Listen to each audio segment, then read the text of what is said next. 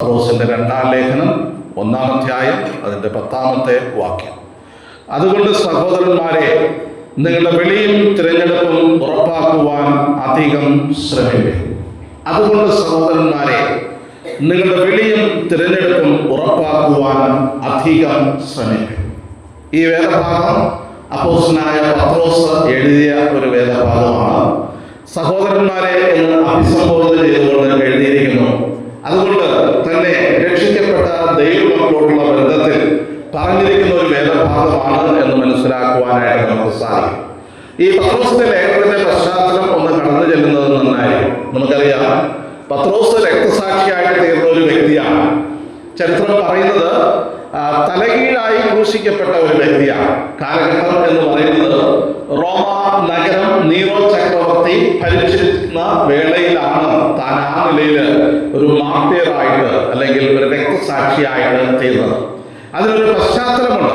റോമ നഗരം എന്ന് പറയുന്നത് അത് തീയിലാൽ ചുടപ്പെട്ട ഒരവസ്ഥയിലേക്ക് പോയി. തീ പിടിച്ചു. റോമ നഗരത്തിന് തീ പിടിച്ചു. ഒരു പക്ഷേ ചരിത്രത്തിൽ നിന്ന് വായിച്ചു കാണും. ഈ റോമാനഗരം തീ പിടിക്കുന്ന വേളയിൽ ആ സമയത്തെ കൈസറായിരുന്ന അല്ലെങ്കിൽ ചക്രവർത്തിയായിരുന്ന നീറോ കൊട്ടാരത്തിലിരുന്ന് എന്തോ വായിക്കുകയായിരുന്നു? വീണ വായിക്കുകയായിരുന്നു. ഇതൊരു പക്ഷേ ഈ ഒരു സംഭവം നിങ്ങൾ കേട്ടിട്ടുണ്ട്. അപ്പോ റോമ നഗരം കത്തി എരിയുന്ന വേളയിൽ ഈ ഒരു ആ ദേശത്തോടോ ജനത്തോടോ ഒരു ഉത്തരവാദിത്വം ഇല്ലാത്ത ഒരു ചക്രവർത്തി ഭരിക്കുമ്പോൾ ഈ തീപിടുത്തത്തിന്റെ കാരണം എന്താണ് എന്നുള്ളത് അന്വേഷിക്കുന്നതിന് പകരം ആ കാലത്തുണ്ടായിരുന്ന ക്രിസ്തീയ സമൂഹത്തെ, ക്രിസ്ത്യാനികളാണ് റോമാ നഗരം തീ വെച്ച് ചുട്ടത് എന്ന് ആര് പ്രചരിപ്പിച്ചു?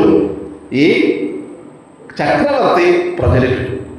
അതിന്റെ ഫലമായിട്ട് പാവപ്പെട്ട അല്ലെങ്കിൽ ഒരു കാര്യവും ഇതിൻ്റെ ആയിട്ടുള്ള ബന്ധത്തിൽ ഒരു പങ്കുമില്ലാതിരുന്ന വിശ്വാസികൾ പീഡിപ്പിക്കപ്പെടുകയാണ്. AD 63 മുതൽ 67 വരെയുള്ള കാലഘട്ടം എന്ന് പറയുന്നത് കഠിനമായിട്ടുള്ള പീഡനയിലൂടെ കടന്നു പോകുന്ന, ദൈവസഭ പീഡനത്തിലൂടെ കടന്നു പോകുന്ന കാലഘട്ടമാണ്. ആ കാലഘട്ടത്തിലാണ് അപ്പോസ്തലനായ പത്രോസ് ഈ ലേഖനങ്ങളെ എഴുതുന്നത്. നമ്മൾ ഇതിന്റെ ചരിത്ര പശ്ചാത്തലം നോക്കുകയാണെങ്കിൽ AD 65 1-ാമത്തെ ലേഖനവും 66 2-ാമത്തെ ലേഖനവും എഴുതിയെന്നാണ് നമ്മൾ മനസ്സിലാക്കുന്നത്. അങ്ങനെയാണെങ്കിൽ 66 കഴിഞ്ഞ് വലിയ താമസം വില പത്രോസ് എന്ത് ചെയ്തു? ഇതേ നീറോ ചക്രവർത്തി തന്നെ ഈ പത്രോസിനെ തലകീഴായി ക്രൂശിച്ച് കൊല്ലുകയാണ്. ഞാൻ എന്തിനായി ചരിത്ര പശ്ചാത്തലം പറഞ്ഞതെന്ന് ചോദിച്ചു കഴിഞ്ഞാൽ, ഈ വിഷയങ്ങൾ അല്ലെങ്കിൽ പത്രോസ് ലേഖനത്തിൽ ഈ കാര്യങ്ങൾ എഴുതി കൊടുക്കുമ്പോൾ അതിന്റെ അർജൻസി അല്ലെങ്കിൽ അതിന്റെ പ്രാധാന്യം എന്ത് എന്നുള്ള മനസ്സിലാക്കേണ്ടത് ആവശ്യമാണ്. പത്രോസിന്റെ 1-ാം ലേഖനം നമ്മൾ പഠിക്കുമ്പോൾ ചിതറിപ്പാർക്കുന്ന അല്ലെങ്കിൽ പരദേശികളായി പാർക്കുന്ന വിശ്വാസികൾക്ക് ഈ ഭൂമിയിൽ ക്രിസ്തുവിന്റെ നാമം നിമിത്തം അനുഭവിക്കുന്ന കഷ്ടതകളെ സവിസ്തരം വിശദീകരിക്കുന്നുണ്ട്. അഗ്നിശോധനയ്ക്കായിട്ട് നിങ്ങൾക്ക് നേരിടുന്ന പരീക്ഷകൾ എന്ന് പറഞ്ഞു തുടങ്ങി അതിന്റെ 4-ാം അധ്യായത്തിലേക്ക് വരുമ്പോൾ ക്രിസ്തുവിന് വേണ്ടി കഷ്ടം സഹിക്കുന്ന കാര്യത്തെക്കുറിച്ചും അതിന്റെ പ്രതിഫലത്തെക്കുറിച്ചും, അങ്ങനെ സഹിക്കേണ്ടി വന്നാൽ നിങ്ങൾ ലജ്ജിക്കരുത് എന്നൊക്കെ കഷ്ടതയെക്കുറിച്ച് അല്ലെങ്കിൽ വിശ്വാസികൾ നേരിടുന്ന ഈ ഭൂമിയിൽ നേരിടുന്ന കഷ്ടതയെക്കുറിച്ചും അതിന്റെ മധ്യത്തിൽ എങ്ങനെ ജീവിക്കണമെന്നൊക്കെ 1-ാമത്തെ ലേഖനത്തിൽ പറഞ്ഞിട്ട് 2-ാമത്തെ ലേഖനത്തിലേക്ക് വരുമ്പോൾ വിശ്വാസികളെ ഓർപ്പിച്ചുണർത്തുന്ന ഒരു കാര്യമുണ്ട്. ഒരുപക്ഷെ അപ്പോസ്തലനായ പത്രോസിന്റെ അന്ത്യ ലേഖനമാണ്, അല്ലെങ്കിൽ അവസാനമായിട്ട് ഒരു വ്യക്തിക്ക് പറയാനുള്ള കാര്യം. നമുക്കറിയാം, മോശെ തന്റെ ജീവിതത്തിന്റെ സായം സന്ധ്യയില് ആവർത്തന പുസ്തകം 31 മുതൽ 33 വരെയുള്ള വാക്യങ്ങൾ നമ്മൾ വായിക്കുന്നത് തന്റെ ജീവകാലം അവസാനിച്ചു, തന്റെ ഈ ഭൂമിയിലുള്ള തന്റെ ശുശ്രൂഷ അവസാനിച്ചു എന്ന് മനസ്സിലാക്കിയിട്ട് ഇസ്രായേൽ മക്കളെയൊക്കെ വിളിച്ചുകൂട്ടി അവരെ മുഴുവൻ ഉദ്ബോധിപ്പിക്കുന്ന ഒരു രംഗം നമ്മൾ കാണും. അപ്പൊ അന്ത്യ സന്ദേശം എന്ന് വേണമെങ്കിൽ അതിനെ പറയാം. അതുപോലെ തന്നെ അപ്പോസ്തലനായ പൗലോസ് ഒരു അന്ത്യ സന്ദേശം നൽകുന്നുണ്ട്. തന്റെ 3-ാം മിഷണറി യാത്ര അവസാനിക്കുന്ന വേളയിൽ എഫെസോസിലൂടെ കടന്നു പോകുമ്പോൾ മിലേത്തോസിൽ എത്തിയപ്പോൾ എഫെസോസിലെ മൂപ്പന്മാരെ വിളിച്ചു വരുത്തി അവരോട് കുറച്ചു നേരം എന്ത് ചെയ്യുകയാണ്? സംഭാഷിക്കുകയാണ്. അത് പൗലോസിന്റെ അന്ത്യവചനങ്ങളായിട്ട് അല്ലെങ്കിൽ തന്റെ അന്ത്യ സന്ദേശമായിട്ട് നമുക്ക് എടുക്കാം. അങ്ങനെയാണെങ്കിൽ പത്രോസിന്റെ 2-ാം ലേഖനം പത്രോസിന്റെ അന്ത്യ സന്ദേശം അല്ലെങ്കിൽ അന്ത്യവാക്കുകളാണ്.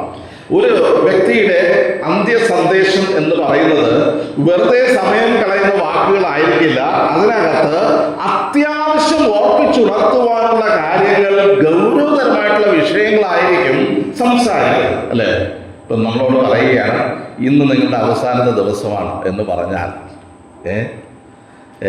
നമ്മൾ സാധാരണ ഇന്ന് സംസാരിക്കുന്നത് എന്തായിരിക്കും? വളരെ ഗൗരവതരമായിട്ടുള്ള, ഘനതരമായിട്ടുള്ള കാര്യങ്ങളായിരിക്കും പറയുന്നത്. അല്പം പോലും അതിനകത്ത് എന്ത് കാണില്ല?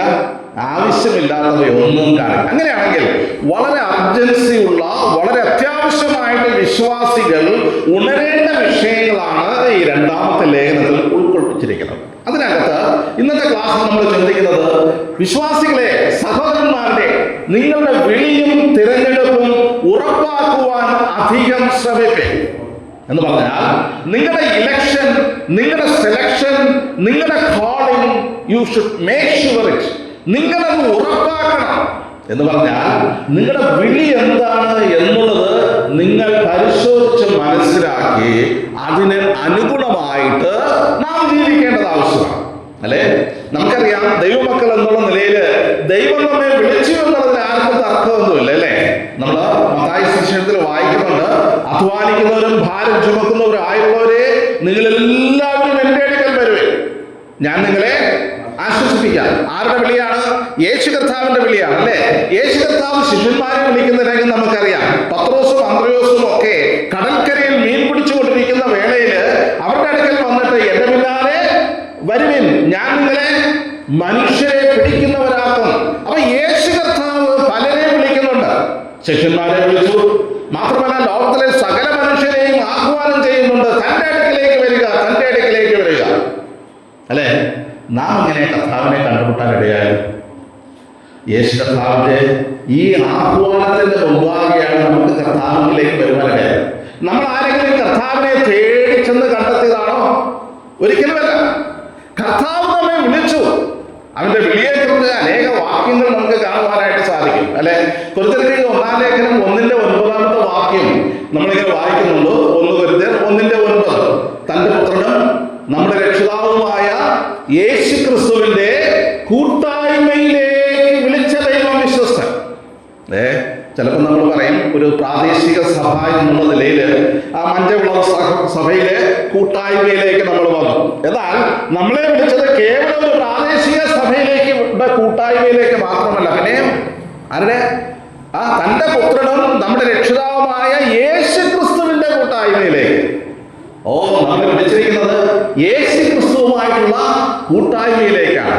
യോഹന്നാന്റെ 1-ാം ലേഖനത്തിൽ നമ്മൾ വായിക്കുന്നുണ്ട്, നമ്മുടെ കൂട്ടായ്മയോ പിതാവിനോടും അവന്റെ പുത്രനായ യേശു ക്രിസ്തുവിനോടുമാവുന്നു. പ്രിയ ദൈവജനമേ, നാം മനസ്സിലാക്കേണ്ടുന്ന വസ്തുത എന്ന് പറയുന്നത്, ദൈവവുമായിട്ടുള്ള നമ്മുടെ കൂട്ടായ്മയ്ക്ക് വളരെ പ്രാധാന്യമുണ്ട്. ഒരുപക്ഷെ ഈ കാലഘട്ടത്തിൽ നമ്മുടെ ആത്മീയത എന്ന് പറയുന്നത് കേവലം പരിപാടികളുടെ പിന്നാലെ പോകുന്ന ഒരു കാര്യമാണ്. സഭയില് ഞായറാഴ്ച മീറ്റിങ്ങുകളുണ്ട്, ഇടദിവസങ്ങളിലെ യോഗങ്ങളുണ്ട്, അങ്ങനെയുള്ള ഭവനയോഗമുണ്ട്, പ്രാർത്ഥനാ യോഗമുണ്ട്, സഹോദരിമാരുടെ മീറ്റിംഗ് ഉണ്ട്, സുവിശേഷ മീറ്റിംഗ് ഉണ്ട്, ഇങ്ങനെയുള്ള മീറ്റിങ്ങുകളുണ്ട്. അതിനകത്തൊക്കെ പോവുക എന്നുള്ളതാണ് ഒരു വിശ്വാസിയുടെ പരമപ്രധാനമായിട്ട് ആത്യന്തികമായിട്ടുള്ള ലക്ഷ്യമെന്ന് പലപ്പോഴും നമ്മൾ ചിന്തിച്ചിട്ടുണ്ട്. എന്നാൽ പ്രിയമുള്ളവരെ, ഒരു വലിയ കാര്യം നമ്മൾ മിസ്സാക്കുകയാണ്. എന്താ മിസ്സാക്കുക എന്ന് അറിയാമോ? ദൈവം നമ്മെ വിളിച്ചിരിക്കുന്നത് ഇങ്ങനെയുള്ള മീറ്റിങ്ങിൽ വരിക മാത്രമല്ല, പിന്നെയോ യേശു ക്രിസ്തുവിന്റെ കൂട്ടായ്മയിലേക്ക്. അതെങ്ങനെ യേശു ക്രിസ്തുവിന്റെ കൂട്ടായ്മ കിട്ടുന്നത്? ചിന്തിച്ചിട്ടുണ്ടോ? വിശ്വാസ ജീവിതത്തിൽ യേശു ക്രിസ്തുവുമായിട്ട് ഇടപഴകുവാനായിട്ട്, അവന്റെ സാമീപ്യം അനുഭവിക്കുവാനായിട്ട് നമുക്കിടയാകും. നമുക്കറിയാം അതെങ്ങനെയാണെന്നുള്ളത്. എങ്ങനെയാണ് സാധിക്കുന്നത്? യേശു ക്രിസ്തുവിനോടുള്ള കൂട്ടായ്മ എങ്ങനെയാണെന്നുള്ളത് ദൈവവചനം ചിന്തിക്കുന്നതിലൂടെ, ധ്യാനിക്കുന്നതിലൂടെ, പ്രാർത്ഥിക്കുന്നതിലൂടെ, അവന്റെ സന്നിധിയിൽ സമയം ചിലവഴിക്കുന്നതിലൂടെ. ഒരുപക്ഷെ ഇന്നത്തെ തലമുറയെ സംബന്ധിച്ചിടത്തോളം നമ്മുടെ ജീവിതത്തിൽ വളരെ നമ്മൾ ധൃതി പിടിച്ച് കാര്യങ്ങൾക്ക് നെട്ടോട്ടം ഓടുന്നവരാണ്. എന്നാൽ അല്പസമയം കർത്താവിൻ്റെ സന്നിധിയിലിരിക്കുവാൻ, അവൻ്റെ സാന്നിധ്യ സുഖം അനുഭവിക്കുവാൻ, അവൻ്റെ കൂട്ടായ്മ അനുഭവിക്കുവാൻ നമുക്ക് ഇടയാകുന്നില്ല എങ്കിൽ നമ്മുടെ വിളിയെ നമ്മൾ ഉറപ്പാക്കുന്നില്ല. പലപ്പോഴും കിടക്കയിൽ നിന്ന് എഴുന്നേറ്റ് ചെയ്യുന്ന കാര്യം എന്താണ്? അല്ല, കിടക്കയിലേക്ക് പോകുന്നതിന് മുമ്പ് അവസാനം ചെയ്യുന്ന കാര്യം എന്താണ്? നിങ്ങൾ ഓരോരുത്തരും അവരവർ തന്നെ ചിന്തിച്ചോ. കിടക്കയിൽ നിന്ന് എഴുന്നേറ്റ് ആദ്യം ചെയ്യുന്ന കാര്യം, കിടക്കയിലേക്ക് പോകുന്നതിന് മുമ്പ് അവസാനം ചെയ്യുന്ന കാര്യം. ഇത് നമ്മുടെ ജീവിത ലക്ഷ്യത്തെയും നമ്മുടെ പ്രയോറിറ്റിയെയും വിളിച്ചോതുന്ന കാര്യമാണ്, അല്ലേ? ആ സമയത്ത് കർത്താവിന്റെ സന്നിധിയിൽ സമയം ചെലവഴിക്കുവാൻ കൂട്ടായ്മയ്ക്കായിട്ട് നാം സമയം കണ്ടെത്തുന്നതെങ്കിൽ അത് നമ്മുടെ ജീവിതത്തിന്റെ പ്രയോറിറ്റി ആയിട്ട് മാറും. മാത്രമല്ല, നമ്മൾ ഈ വിളിയെക്കുറിച്ച് പറഞ്ഞിരിക്കുന്നത് നമ്മൾ റോമാലേഖനം 8:28 വാക്യത്തിൽ നമ്മൾ വായിക്കുന്നുണ്ട്. ദൈവത്തെ സ്നേഹിക്കുന്നവർക്ക് ബാക്കി നിർണയപ്രകാരം വിളിക്കപ്പെട്ടവർ.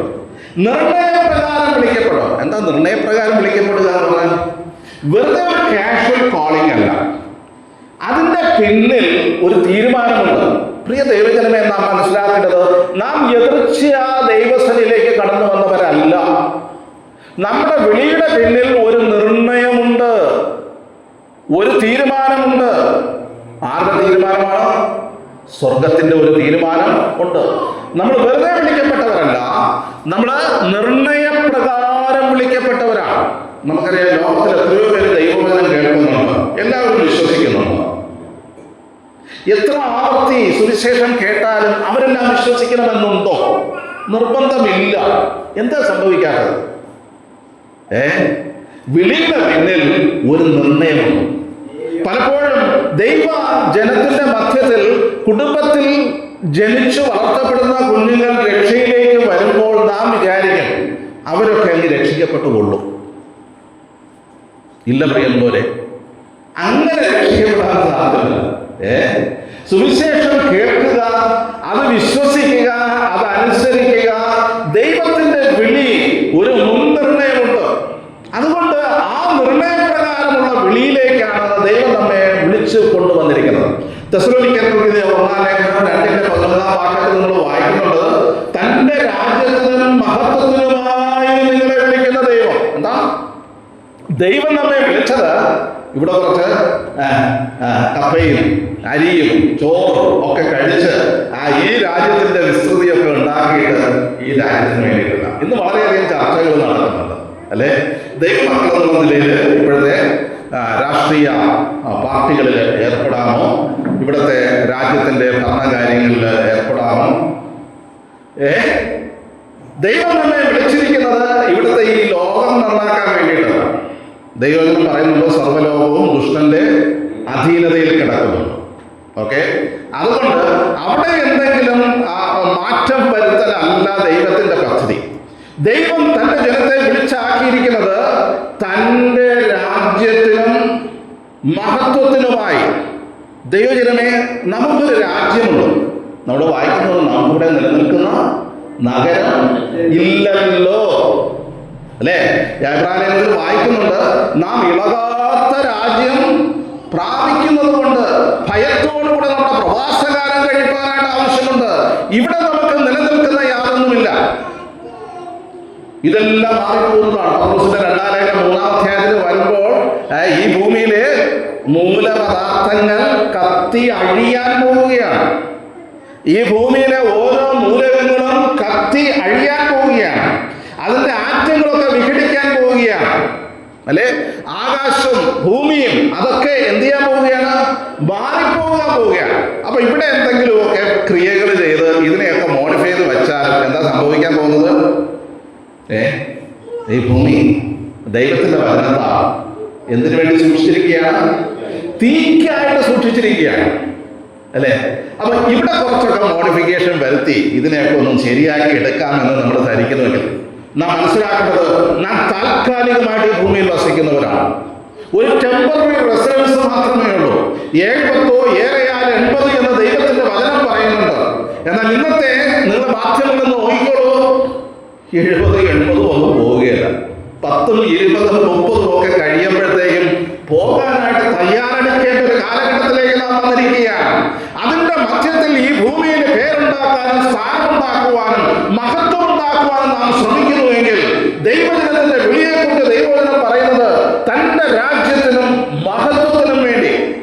പ്രിയമുള്ളവരെ, ദൈവത്തിൻ്റെ രാജ്യം ഇതാ സമീപയായിരിക്കുകയാണ്.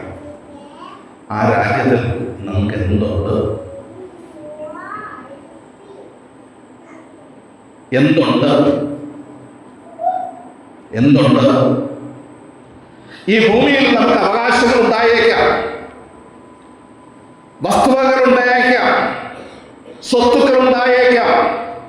എന്നാൽ കർത്താവിന്റെ രാജ്യത്തിൽ എന്തുണ്ട്? അതാണ് നമ്മുടെ ഭാവി തീരുമാനിക്കുന്ന കാര്യം. ഈ ഭൂമിയിലെ കാര്യങ്ങളെല്ലാം പോകാൻ പോവുകയാണ്. ഇവിടെ എന്തുണ്ടാക്കി വെച്ചാലും നശിക്കാൻ പോവുകയാണ്. ഇവിടെ പറയുന്നത് തൻ്റെ രാജ്യത്തിന് വേണ്ടി നമ്മെ വിളിച്ചിരിക്കുന്നു. രണ്ടാമത്തെ കാര്യം, തൻ്റെ മഹത്വത്തിന് വേണ്ടി, ദൈവത്തിൻ്റെ മഹത്വത്തിന് വേണ്ടി. പ്രിയമുള്ളവരെ, കൊരിന്ത്യർക്കിൽ എഴുതിയ ലേഖനത്തിലും ഇങ്ങനെ ഒരു വാക്യമുണ്ട്, നിങ്ങൾക്കറിയാമോ?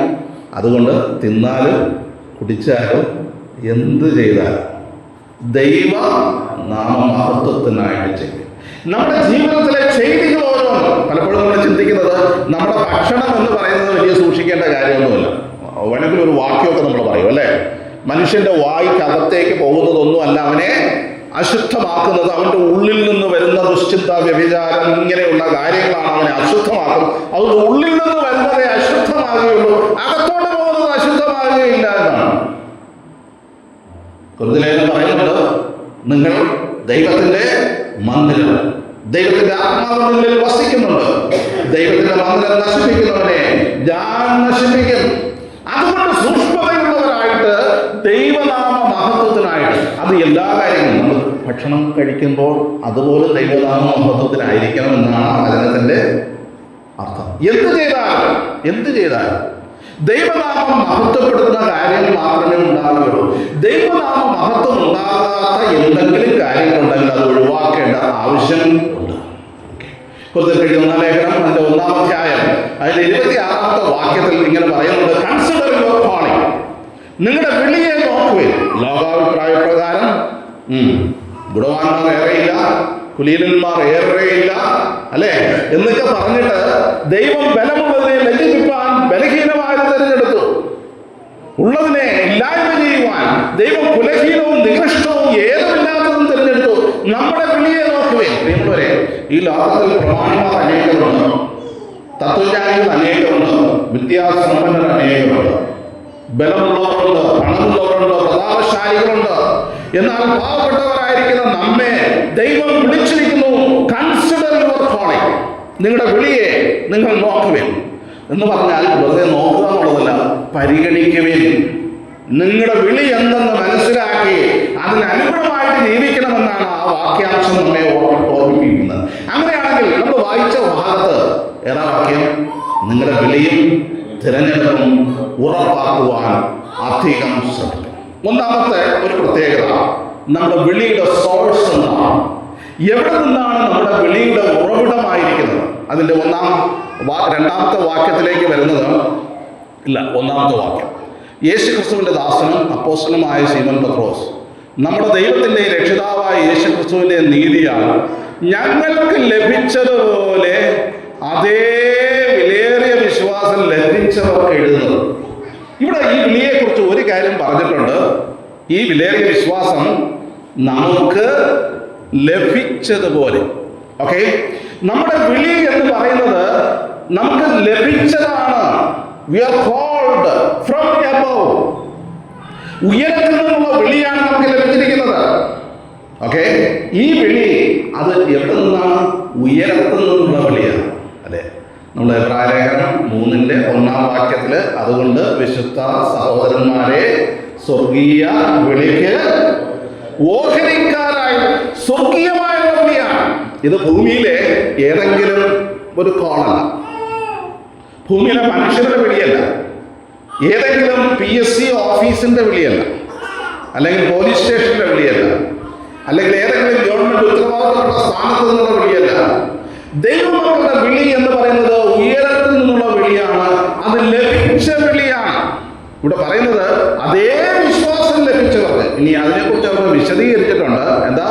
രക്ഷിതാവും ഓക്കെ, നമ്മുടെ ദൈവത്തിൻ്റെയും രക്ഷിതാവായ യേശു ക്രിസ്തുവിൻ്റെയും നീതിയാണ്. ആ വിളിയുടെ പിന്നിൽ വ്യാപരിച്ച ഒരു കാര്യമുണ്ട്. യേശു കർത്താവിൻ്റെ നീതിയാൽ നമുക്ക് ലഭിച്ച വിളിയാണ്. ഇവിടെ ഇരിക്കുന്നവരിൽ എത്ര പേര് നീതിമാനാണ്? നീതിമാനാണ്. ഞാൻ നീതിമാനാണെന്ന് പറയാനായിട്ട്, ചങ്കിൽ കൈവച്ച് പറയാനായിട്ട് ആർക്കെങ്കിലും ഉണ്ടോ? ഇല്ല. പ്രിയമുള്ളവരെ, നമ്മൾ ആരും നീതിമാന്മാരാണ്. നമ്മുടെ പ്രവർത്തികളൊന്നും നീതി പ്രവർത്തികളല്ല. റോമാലേഖനം 1, 2, 3 അധ്യായങ്ങൾ വിശദീകരിച്ച് പറയുന്നുണ്ട്, നീതിമാൻ ആരുമില്ല, ഒരുത്തൻ പോലുമില്ല. ഞാൻ നീതിമാനാണ് എന്ന് ആരെങ്കിലും അവകാശപ്പെടുന്നുണ്ട് എങ്കിൽ വ്യക്തിപരമായിട്ട് രഹസ്യമായിട്ട് ചെന്നിരുന്ന് ഒരു ദിവസം നാം ചെയ്ത നീതി പ്രവർത്തികളെക്കുറിച്ചല്ല, പ്രവർത്തികളെക്കുറിച്ച് ഒന്ന് എഴുതിയാൽ അറിയാം. നന്മ ചെയ്യാൻ എനിക്ക് ആഗ്രഹമുണ്ട് എങ്കിലും ഞാൻ ആഗ്രഹിക്കാത്ത തിന്മയാണ് ഞാൻ പ്രവർത്തിക്കുന്നതെന്ന് പൗലോസ് അപ്പോസ്തലൻ എഴുതി വെച്ചിട്ടുണ്ട്. റോമാലേഖനം 7-ാം അധ്യായം അല്ലെ, അയ്യോ ഞാൻ അരിഷ്ട മനുഷ്യൻ, ഈ മരണത്തിന് അധീനമായ ശരീരത്തിൽ നിന്ന് എന്നെ ആർ വിടുവിക്കും? പ്രിയമുള്ളവരെ, നമ്മുടെ ജഡത്തിൽ നന്മ വസിക്കുന്നില്ല. നാം ആരും നീതി ചെയ്ത നീതിമാന്മാരായവരല്ല. പിന്നെ ഇവിടെ പറയുന്നത് എന്താണ്? യേശുക്രിസ്തു ക്രൂശിൽ തികച്ച നീതിയാൽ നീതീകരിക്കപ്പെട്ടവരാണ് നാം. പ്രിയമുള്ളവരെ, ഇത് നാം ഒന്ന് മനസ്സിലാക്കേണ്ടത് ആവശ്യമാണ്. രക്ഷിക്കപ്പെടുക എന്ന് പറഞ്ഞു കഴിഞ്ഞാൽ നമ്മളെല്ലാവരും സമ്പൂർണ്ണ വിശുദ്ധരായിട്ട് തീരുന്ന ഒരു കാര്യമല്ല പ്രായോഗികമാണ്. എന്നാൽ ഞാൻ പാപിയാണ്, ഞാൻ നീതികെട്ടവനാണ് എന്ന് യേശുക്രിസ്തുവിന്റെ മുമ്പാകെ സമ്മതിച്ച്, അല്ലയോ കർത്താവേ, നിന്റെ നീതി എനിക്ക് തരണമേ, നീ എന്നെ രക്ഷിക്കണമേ, എന്നെ കഴുകണമേ, എന്നെ ശുദ്ധീകരിക്കണമേ എന്ന് വിശ്വാസത്തോടുകൂടെ യേശു കർത്താവിനെ സമീപിക്കുന്നവർക്കാണ് നീതീകരണം ലഭിക്കുന്നത്. എന്താ നീതീകരണം എന്ന് പറഞ്ഞാൽ? ദൈവത്തിന്റെ മുമ്പാകെ നീതിമാൻ എന്ന് പ്രഖ്യാപിക്കുകയാണ്. എന്തുകൊണ്ടാണെന്നറിയാമോ? ഇവിടെ പറഞ്ഞിരിക്കുന്നത് ആ നീതീകരണം ലഭിച്ചത് നമ്മൾ നേടിയെടുത്തതല്ല. നമ്മൾ എഫേസ്യർ വായിക്കുന്നുണ്ട് 2-ാം അധ്യായത്തിൽ, കൃപയാലല്ലോ നിങ്ങൾ വിശ്വാസം മൂലം രക്ഷിക്കപ്പെട്ടിരിക്കുന്നു, അതിനും നിങ്ങൾ കാരണമല്ല, ദൈവത്തിന്റെ ദാനമത്രയാകുന്നു, ആരും പ്രശംസിക്കാതിരിക്കുവാൻ പ്രവർത്തികളും കാരണമല്ല. അപ്പൊ നമ്മുടെ ഏതെങ്കിലും നീതി പ്രവർത്തികൾ നമ്മൾ യശയാപ്രവചനത്തിൽ വായിക്കുന്നുണ്ട്, നമ്മുടെ നീതി പ്രവർത്തികൾ ദൈവം മുമ്പാകെ കറവിരണ്ട തുണി, അല്ലെ? അങ്ങനെ ഒരു ഷർട്ടിൽ കറവിരണ്ടാൽ നിങ്ങളത് ധരിച്ചുകൊണ്ട് കല്യാണത്തിന് പോകുമോ? ഓഫീസിൽ പോകുമോ? ഇല്ല. എന്ന് പറഞ്ഞാൽ നമ്മുടെ നീതി പ്രവൃത്തികൾ, നമ്മൾ ചിന്തിക്കുന്ന കാര്യങ്ങൾ ദൈവത്തിന്റെ മുമ്പാകെ സ്വീകാര്യമല്ല. എന്നാൽ നമുക്ക് ലഭിച്ച നീതീകരണത്തെ കുറിച്ച് ഇവിടെ പറഞ്ഞിരിക്കുന്നത് കൃപയാൽ ലഭിച്ച നീതീകരണമാണ്. യേശുക്രിസ്തുവിന്റെ വിശ്വാസത്താൽ ലഭിച്ച നീതീകരണമാണ്. മാത്രമല്ല, അത് ലഭിച്ചതാണ്, ഉയരത്തിൽ നിന്ന് ലഭിച്ചതാണ്, ദൈവം ദാനമായിട്ട് തന്നതാണ്. അല്ലെ പ്രിയമുള്ളവരെ, നമ്മുടെ വിളി എന്ന് പറയുന്നത് അത് ദൈവത്തിൽ നിന്ന് ലഭിച്ച വിളിയാണ്. രണ്ടാമത്തെ കാര്യം എന്ന് പറയുന്നത് അത് കൃപയാൽ ലഭിച്ച ഒരു വിളിയാണ്.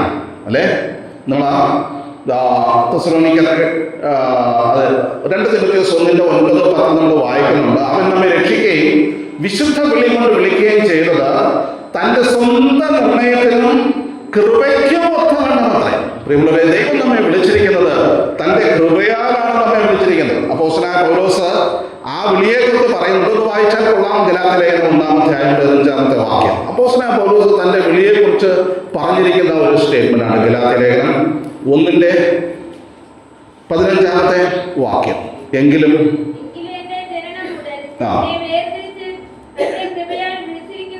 മതി. എങ്കിലും എന്റെ ജനനം മുതൽ എന്നെ വേർതിരിച്ച് തന്റെ കൃപയാൽ എന്നെ വിളിച്ചിരിക്കുന്ന ദൈവം.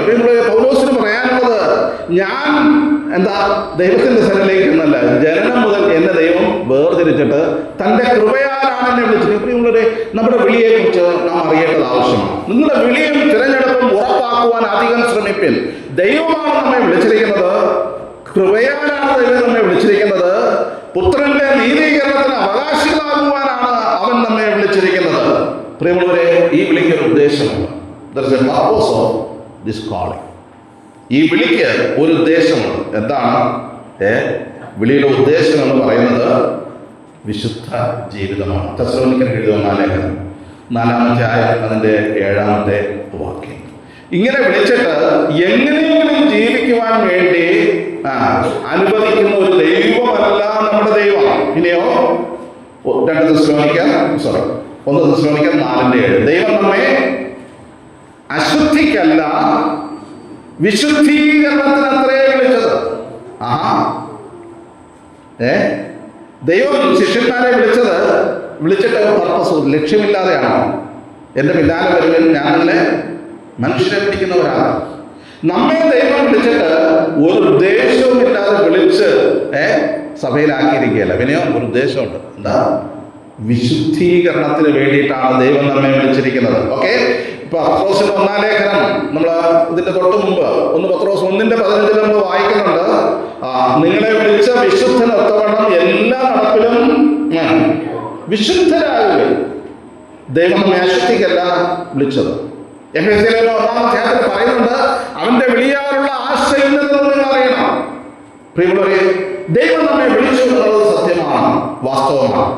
അത് ദൈവത്തിന്റെ കൃപയാലാണ് വിളിച്ചത്. ആ വിളിക്ക് ഒരു ഉദ്ദേശമുണ്ട്, വിശുദ്ധ ജീവിതം.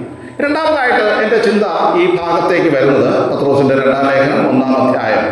രണ്ടാമത്, ഈ വിളിയുടെ പിന്നിൽ വ്യാപരിക്കുന്ന ഒരു അതിമഹത്തായ ശക്തിയുണ്ട്. ശ്രദ്ധിച്ചോണം, ഈ വിളിയുടെ പിന്നിൽ ഒരു വലിയ ശക്തി വ്യാപരിക്കുന്നുണ്ട്. എന്ത് ശക്തിയാണ്? ഓക്കെ, അതിൻ്റെ 4-ാമത്തെ വാക്യം വരും, വായിച്ചോളൂ. പത്രോസിന്റെ 2-ാം ലേഖനം 1-4 വാക്യം.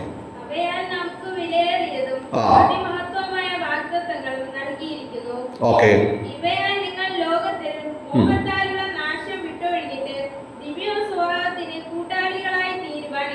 3-ാമത്തെ വാക്യം കൂടെ വായിക്കാമോ? 3-ാമത്തെ വാക്യം.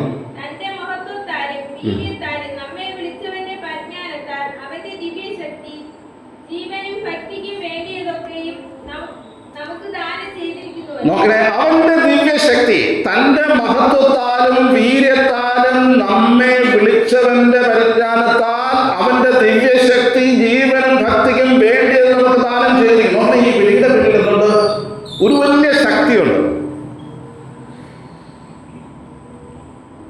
യോഹന്നാന്റെ സുവിശേഷത്തിൽ ഇങ്ങനെ ഒരു വാക്യമാണ്, പിതാവ് ആകർഷിച്ചിട്ടല്ലാതെ ആർക്കും എൻ്റെ അടുക്കലേക്ക് വരുവാൻ സാധ്യമല്ല. ഒരു ആകർഷണമുണ്ട്. എന്താ ഈ ആകർഷണം എന്നറിയാമോ? കാന്തങ്ങൾ അല്ലേ? കാന്തം ഇരുമ്പിനെ ആകർഷിക്കുന്നുണ്ട് അല്ലേ? അപ്പോൾ ഒരു കാന്തം ഇരുമ്പിൻ്റെ അടുക്കിലേക്ക് പോയി കഴിഞ്ഞാൽ അതറിയാതെ എന്ത് ചെയ്യും? ആകർഷിച്ചടുക്കും. അതിന് എന്തുണ്ട്? ഒരു ശക്തിയുണ്ട്. ഒരു ശക്തിയുണ്ട്. വിളിയുടെ പിന്നിൽ വ്യാപരിക്കുന്ന ഒരു ശക്തി. ആ ശക്തിയെ കുറിച്ച് ഇവിടെ പറഞ്ഞിരിക്കുന്നത് അത് ദൈവത്തിന്റെ മഹത്വത്താൽ വീര്യത്താൽ അല്ലേ? പിന്നെ ഇവിടെ പറഞ്ഞിരിക്കുന്ന മറ്റൊരു കാര്യം എന്താ? ദിവ്യശക്തി, അവന്റെ ദിവ്യശക്തി. പ്രിയമുള്ളവരെ, ഈ വിളിയുടെ പിന്നിൽ ഒരു വലിയ ശക്തിയുണ്ട്. ഞാനൊരു ഉദാഹരണം പറയാം. ഓക്കെ, സക്കായിയുടെ ഉപമ നിങ്ങൾക്ക് എല്ലാവർക്കും അറിയാം. ലൂക്കോസിന്റെ സുവിശേഷം 19-ാം അധ്യായം അല്ലേ? സക്കായി യേശു കർത്താവിനെ കാണാൻ വേണ്ടി എന്താ കാട്ടത്തി മരത്തിന്റെ മുകളിൽ കയറി ഇരിക്കുകയാണ്. യേശു കർത്താവിനെ കണ്ടാൽ മാത്രം മതി അല്ലേ? അതുവഴി യേശു കർത്താവ് പോകുമ്പോൾ ആ വൃക്ഷത്തിന്റെ ചോട്ടിൽ വന്ന് നിന്ന് മുകളിലേക്ക് നോക്കി, സഖായിയെ ഇറങ്ങിയോ, ഇന്ന് ഞാൻ എൻ്റെ വീട്ടിൽ പാർക്കേണ്ടതാണ്. നിങ്ങളെന്താ വിചാരിക്കുന്നത്? ഈ വിളിയുടെ പിന്നിൽ എന്തെങ്കിലും ശക്തിയുണ്ടോ? യേശു കർത്താവിനെ വീട്ടിൽ താമസിപ്പിക്കാൻ വേണ്ടിയിട്ടാണോ സഖായി കാട്ടത്തി മരത്തിന്മേൽ കയറിയത്? ഒരിക്കലുമല്ല. യേശുവിനെ കർത്താവിനെ കണ്ടാൽ മാത്രം മതി അല്ലേ? എന്നാൽ സഖായിയെ യേശു കർത്താവ് വിളിക്കുമ്പോൾ ആ വിളിയുടെ പിന്നിൽ ഒരു ശക്തി വ്യാപരിക്കുന്നുണ്ട്. അത് ദൈവത്തിന്റെ ശക്തിയാണ്. അത് ദൈവത്തിന്റെ ആകർഷണ ശക്തിയാണ്. ആ ശക്തിയെ അതിജീവിക്കുവാനായിട്ട് ഒരു മനുഷ്യനും സാധ്യമല്ല. സഖായി ബന്ധപ്പെട്ടിറങ്ങി വരികയാണ്. സഖായിയെ കുറിച്ച് നമുക്കറിയാം, അവൻ ചുങ്കക്കാരനാണ്. ചുങ്കക്കാരും പാപികളുമെന്ന് ആ ലോകത്തെ സാമാന്യ മനുഷ്യർ വിളിച്ചു പറയുന്നുണ്ട്. കാരണം അവൻ തന്നെ പറയുന്നുണ്ട്, കർത്താവേ, ഞാൻ ചതിവായി വാങ്ങിയതിന് 4 ഇരട്ടി മടക്കി കൊടുക്കുന്നു. എൻ്റെ വസ്തുവകയിൽ പാതി ഞാൻ ദരിദ്രർക്ക് കൊടുക്കുന്നു. നമ്മളാണെങ്കിൽ കൊടുക്കുമോ?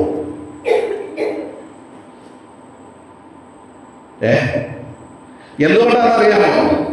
യേശു കർത്താവ് സഖായിയെ വിളിച്ചപ്പോൾ, സഖായിയെ എന്ന് വിളിച്ചപ്പോൾ അതിൻ്റെ പിന്നിലൊരു ശക്തി വ്യാപരിക്കുന്നുണ്ട്. അവനെ രൂപാന്തരപ്പെടുത്തുന്ന ശക്തി, അവനെ മാറ്റിമറിക്കുന്ന ഒരു ശക്തി. There's a transforming power. രൂപാന്തരത്തിന്റെ ഒരു ശക്തി ആ വിളിയുടെ പിന്നിൽ വ്യാപരിക്കുന്നുണ്ട്. ആ ശക്തിയാണ് അവനെ ട്രാൻസ്ഫോം ചെയ്യുന്നത്. അവനെ രൂപാന്തരപ്പെടുത്തുന്നത്. അവൻ്റെ കുറവുകളെ ആരും പറയാതെ അവൻ കണ്ടുണരുക. യേശു കർത്താവ് പറഞ്ഞു, നീ ഭയങ്കര ചതിയനാണ്, നീ ഇങ്ങനെ നടന്നാൽ പോരാ. ഇല്ല, ആ വിളിയുടെ പിന്നിൽ ഒരു അത്യന്ത ശക്തി വ്യാപരിക്കുന്നുണ്ട്. പ്രിയമുള്ളവരെ, ദൈവത്തിന്റെ വിളി അത് ശക്തിയുള്ള വിളിയാണ്. ഒരു ഉദാഹരണം കൊണ്ട് ഞാൻ പറയാം. നമുക്കറിയാം, യോഹന്നാന്റെ സുവിശേഷം 11-ാം അധ്യായം, ലാസർ മരിച്ചു, അടക്കപ്പെട്ടല്ലേ, കല്ലറയിൽ എത്ര ദിവസമായി? 4 ദിവസമായി അല്ലെ? ആ കല്ലറയുടെ പുറത്ത് നിന്നിട്ട് യേശു കർത്താവ് ഇങ്ങനെ പറയുന്നുണ്ട്, ലാസറെ പുറത്ത് വരിക. എന്താ സംഭവിച്ചത്? മരിച്ചവൻ ജീവൻ പ്രാപിച്ച് പുറത്ത് വന്നു. യേശു കർത്താവിന്റെ വിളിയുടെ പിന്നിൽ ഒരു ശക്തി വ്യാപരിക്കുന്നുണ്ട്. ആ ശക്തി നമ്മുടെ ഏത് കെട്ടുപാടുകളെയും തകർക്കുവാൻ പര്യാപ്തമാണ്. നമ്മുടെ ജീവിതത്തിലെ ഏത് പാളിച്ചകളെയും രൂപാന്തരപ്പെടുത്തുവാൻ പര്യാപ്തമാണ്. മാത്രമല്ല, ജീവിതത്തിലെ ഏത് കുറവുള്ള വശങ്ങളെയും നികത്തുവാൻ പര്യാപ്തമാണ്. ദൈവത്തിന്റെ വിളിയുടെ പിന്നിൽ ഒരു വലിയ ശക്തി വ്യാപരിക്കുന്നുണ്ട്. അത് അത്യന്ത ശക്തിയാണ്, അല്ലെ?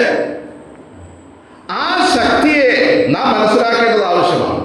പ്രിയമുള്ളവരെ, യേശു കർത്താവ് നമ്മെ ആ വിളിച്ച വിളിയുടെ പിന്നിലൊരു ശക്തിയുണ്ട്. അത് ദൈവത്തിന്റെ ട്രാൻസ്ഫോമിംഗ് പവറാണ്. യോഹന്നാന്റെ സുവിശേഷം 3-ാം അധ്യായത്തില് നിക്കോദെമോസിനോട് യേശു കർത്താവ് പറയുന്നുണ്ട്, ആമേൻ ആമേൻ ഞാൻ നിന്നോട് പറയുന്നുണ്ട്, പുതുതായി ജനിച്ചില്ല എങ്കിൽ ദൈവരാജ്യം കാണാൻ ആർക്കും കഴിയുകയില്ല. എന്താ ഈ പുതുജനനം? നാം ജഡപ്രകാരം ലോകത്തിൽ മാതാപിതാക്കൾക്ക് രക്തത്തിൽ നിന്ന് ജനിച്ചതാണ്. അതൊരു ജനനം. എന്നാൽ ഈ വിളിയുടെ പിന്നിൽ, യേശു കർത്താവിന്റെ എന്റെ പിന്നാലെ വരിക എന്ന വിളിയുടെ പിന്നിൽ, അല്ലെങ്കിൽ നമ്മെ രക്ഷയിലേക്ക് കർത്താവ് വിളിക്കുമ്പോൾ വിളിയുടെ പിന്നിൽ ഒരു പുതുജനനം സംഭവിക്കുന്നു. കൊരിന്ത്യർക്ക് എഴുതിയ 2-ാം ലേഖനം 5-ാം അധ്യായം 11-12 വാക്യങ്ങൾ, ഒരുവൻ ക്രിസ്തുവിലായാൽ പുതിയ സൃഷ്ടിയാകുന്നു. അതെങ്ങനെയാ പുതിയ സൃഷ്ടിയാകുന്നത്? എഫേസ്യർ 2:1, അതിക്രമങ്ങളാലും പാപങ്ങളാലും മരിച്ചവരായിരുന്ന നിങ്ങളെ ഉയർപ്പിക്കുന്നു. എങ്ങനെയാ മരിച്ചവർ ഉയർത്തുന്നത്? There is a great transforming power behind the call. വിളിയുടെ പിന്നിൽ വ്യാപരിക്കുന്ന ഒരു വലിയ ശക്തിയുണ്ട്. ഈ ശക്തിയെ മറികടക്കുവാൻ നമുക്ക് ആവില്ല. ഒരു ഉദാഹരണത്തോടെ ഞാൻ പറയാം. നമുക്ക് വളരെ പരിചിതമായിട്ടുള്ള ഒരു ഉദാഹരണമാണ്. ആ ഉദാഹരണം അപ്പോസ്തലനായ പൗലോസിന്റെ ഉദാഹരണമാണ്. പൗലോസിന്റെ പഴയ പേരെന്തായിരുന്നു? ശൗൽ എന്നാണ്. അവന്റെ തൊഴിലെന്താണ്? അവൻ വിദ്യാസമ്പന്നനാണ്, യഹൂദ മാർഗത്തിൽ പരിശീലനം ലഭിച്ചവനാണ്, അവൻ ഈ പറഞ്ഞതുപോലെ ന്യായപ്രമാണം സംബന്ധിച്ച് അനന്യനാണ്, അവൻ ഈ സന്നിധിയും സംഘത്തിലെ അംഗമാണ്. യഹൂദ മതപ്രകാരം ന്യായപ്രമാണ പ്രകാരം ജീവിക്കാനായിട്ട് മുന്നോട്ട് പോകുന്ന വഴിയിൽ യേശുക്രിസ്തുവിന്റെ മാർഗക്കാരെ കൊന്നു മുടിക്കുവാനായിട്ട് അവൻ ഇറങ്ങി തിരിച്ചു. എന്നാൽ ദമസ്കസിന്റെ പടിവാതിൽക്കൽ വെച്ച് ഒരു വിളിയുണ്ടാകും. ആ വിളി എന്താണ്? ശൗലേ ശൗലേ, നീ എന്നെ ഉപദ്രവിക്കുന്നത്. ഈ വിളിയുടെ മുമ്പാകെ ശൗലിനെ പിടിച്ചു നിൽക്കാനായില്ല. അവൻ പോയ വാഹന മൃഗത്തിൽ നിന്ന് അവൻ താഴെ വീഴുകയാണ്. അവന്റെ അധികാരം എവിടെ പോയി? അവന്റെ ആഭിജാത്യം എവിടെ പോയി? അവന്റെ ശക്തി എവിടെ പോയി? അവന്റെ വിദ്യാസമ്പന്നത എവിടെ പോയി? അവന്റെ ആ തീഷ്ണത എവിടെ പോയി? വിളിയുടെ മുമ്പാകെ അവൻ നിലത്ത് വീഴുകയാണ്. 3 ദിവസം കണ്ണു കാണാതെ അറിഞ്ഞിരിക്കുകയാണ്. There's a transforming power behind God's calling. നമ്മൾ തിരിച്ചറിയുന്നത് ശൗലിനെ പൗലോസായി രൂപാന്തരപ്പെടുത്തുകയാണ്. അതുവരെ തന്നെ നടന്ന വഴികൾ എന്തൊക്കെയാണോ അതിൽ നിന്ന് തിരിഞ്ഞു വരുവാനായിട്ട് അവനെ ഇടയാക്കുന്നത് ആ വിളിയുടെ പിന്നിൽ വ്യാപരിക്കുന്ന ശക്തിയാണ്. പ്രിയമുള്ളവരെ, ഇതിനെ നമ്മൾ ഇങ്ങനെ പറയും, മാനസാന്തരം എന്ന് പറയും. എന്താ ഈ മാനസാന്തരം എന്ന് പറഞ്ഞാൽ? മാനസാന്തരം എന്ന് പറഞ്ഞു കഴിഞ്ഞാൽ, ഞാൻ പോകുന്നത് ശരിയല്ല എന്ന് ഞാൻ മനസ്സിലാക്കിയിട്ട് അതിനെയൊക്കെ ദൈവസന്നിധിയിൽ ഉപേക്ഷിച്ചിട്ട് ദൈവത്തിങ്കിലേക്ക് തിരിച്ചു വരവിനെയാണ് എന്ന് പറയുന്നത് മാനസാന്തരം എന്ന് പറയുന്നത്. മാനസാന്തരം കണ്ണുനീരല്ല, മാനസാന്തരം കേവലം വാക്കുകളല്ല. മാനസാന്തരം ജീവിതത്തിൽ പാപവഴികളെ വിടാനും ക്രിസ്തുവിലേക്ക് തിരിയാനുമുള്ള ഒരു ബോധപൂർവമായിട്ടുള്ള ഒരു തീരുമാനമാണ് മാനസാന്തരം. ഇതവിടെ നടക്കുന്നുണ്ടെന്നറിയാമോ? ഈ വിളിയിൽ നടക്കുന്നുണ്ട്.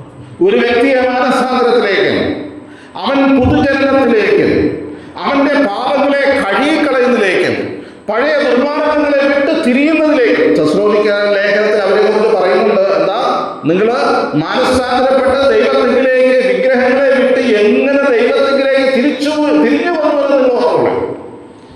ഇതൊക്കെ സംഭവിക്കുന്നത് ഈ അത്യന്ത ശക്തിയാലാണ് എന്നുള്ളത് നാം മനസ്സിലാക്കേണ്ടത് ആവശ്യമാണ്. ഓക്കെ, എന്റെ സമയം മുന്നോട്ട് പോവുകയാണ്. ഇവിടെ നമ്മൾ വായിച്ച ഭാഗത്ത് അവന്റെ ദിവ്യശക്തി, അവന്റെ കോളിങ്ങിന്റെ ശക്തി മാത്രമല്ല, അത് നമുക്ക് ചില കാര്യങ്ങൾ നൽകുന്നുണ്ട്. പ്രൊവിഷൻ ഓഫ് ഹിസ് കോളിംഗ്, അവന്റെ വിളിയുടെ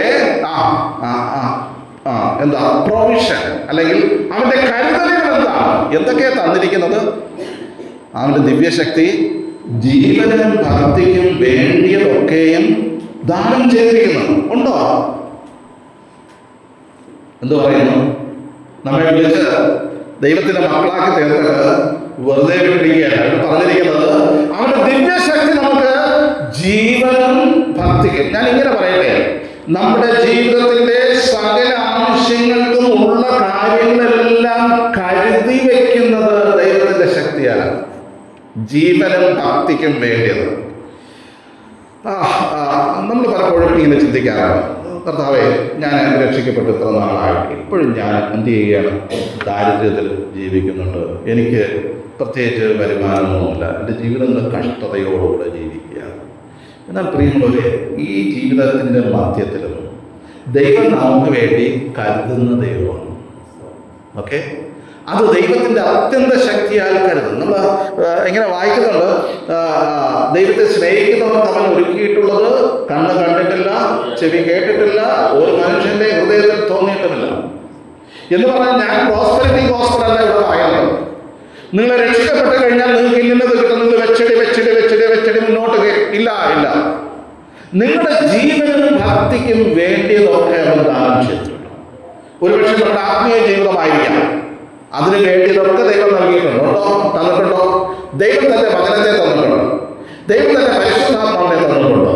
ദൈവം നമ്മെ രക്ഷിക്കപ്പെട്ടതിന് ശേഷം ഒരു സ്ഥലം സഭയിലേക്ക് ദൈവം കൂട്ടിക്കൊണ്ടുവന്നിരിക്കുന്നു. നമ്മുടെ ആത്മീയ ജീവിതത്തിന് വേണ്ടതൊക്കെ അവൻ ദാനം ചെയ്തിരിക്കണം. ഇനി സ്വന്തം പുത്രനെ ആദരിയാതെ നമുക്കെല്ലാവർക്കും വേണ്ടി ഏൽപ്പിച്ചത് അവനോടുകൂടെ സകലവും തരാതിരിക്കും. സ്വർഗം നമുക്ക് യേശു കർത്താവിനെ ദാനം ചെയ്തിരിക്കുന്നുവെങ്കിൽ അവനോടുകൂടെ സകലവും നൽകുന്നവരാണ്. ഇവിടെ നമ്മുടെ ഭൗതിക ജീവിതത്തോടുള്ള ബന്ധത്തിൽ നമ്മുടെ ആവശ്യങ്ങൾ നമ്മളെക്കാൾ നന്നായിട്ട് ആർക്കറിയാം? കർത്താവിന് അറിയാം, അല്ലേ? അതുകൊണ്ടാണ് പറയുന്നത്, മുമ്പേ അവന്റെ രാജ്യവും നീതിയും അന്വേഷിക്കാൻ, അതോടുകൂടെ ഇതൊക്കെ ഏതൊക്കെ നമ്മുടെ ഭക്ഷണത്തിലാകട്ടെ, വസ്ത്രത്തിലാകട്ടെ, പാർപ്പിടത്തിലാകട്ടെ, അല്ലേ? ഇത് ഒരു മനുഷ്യനേത് പോരെ? ഭക്ഷണം, വസ്ത്രം, പാർപ്പിടം.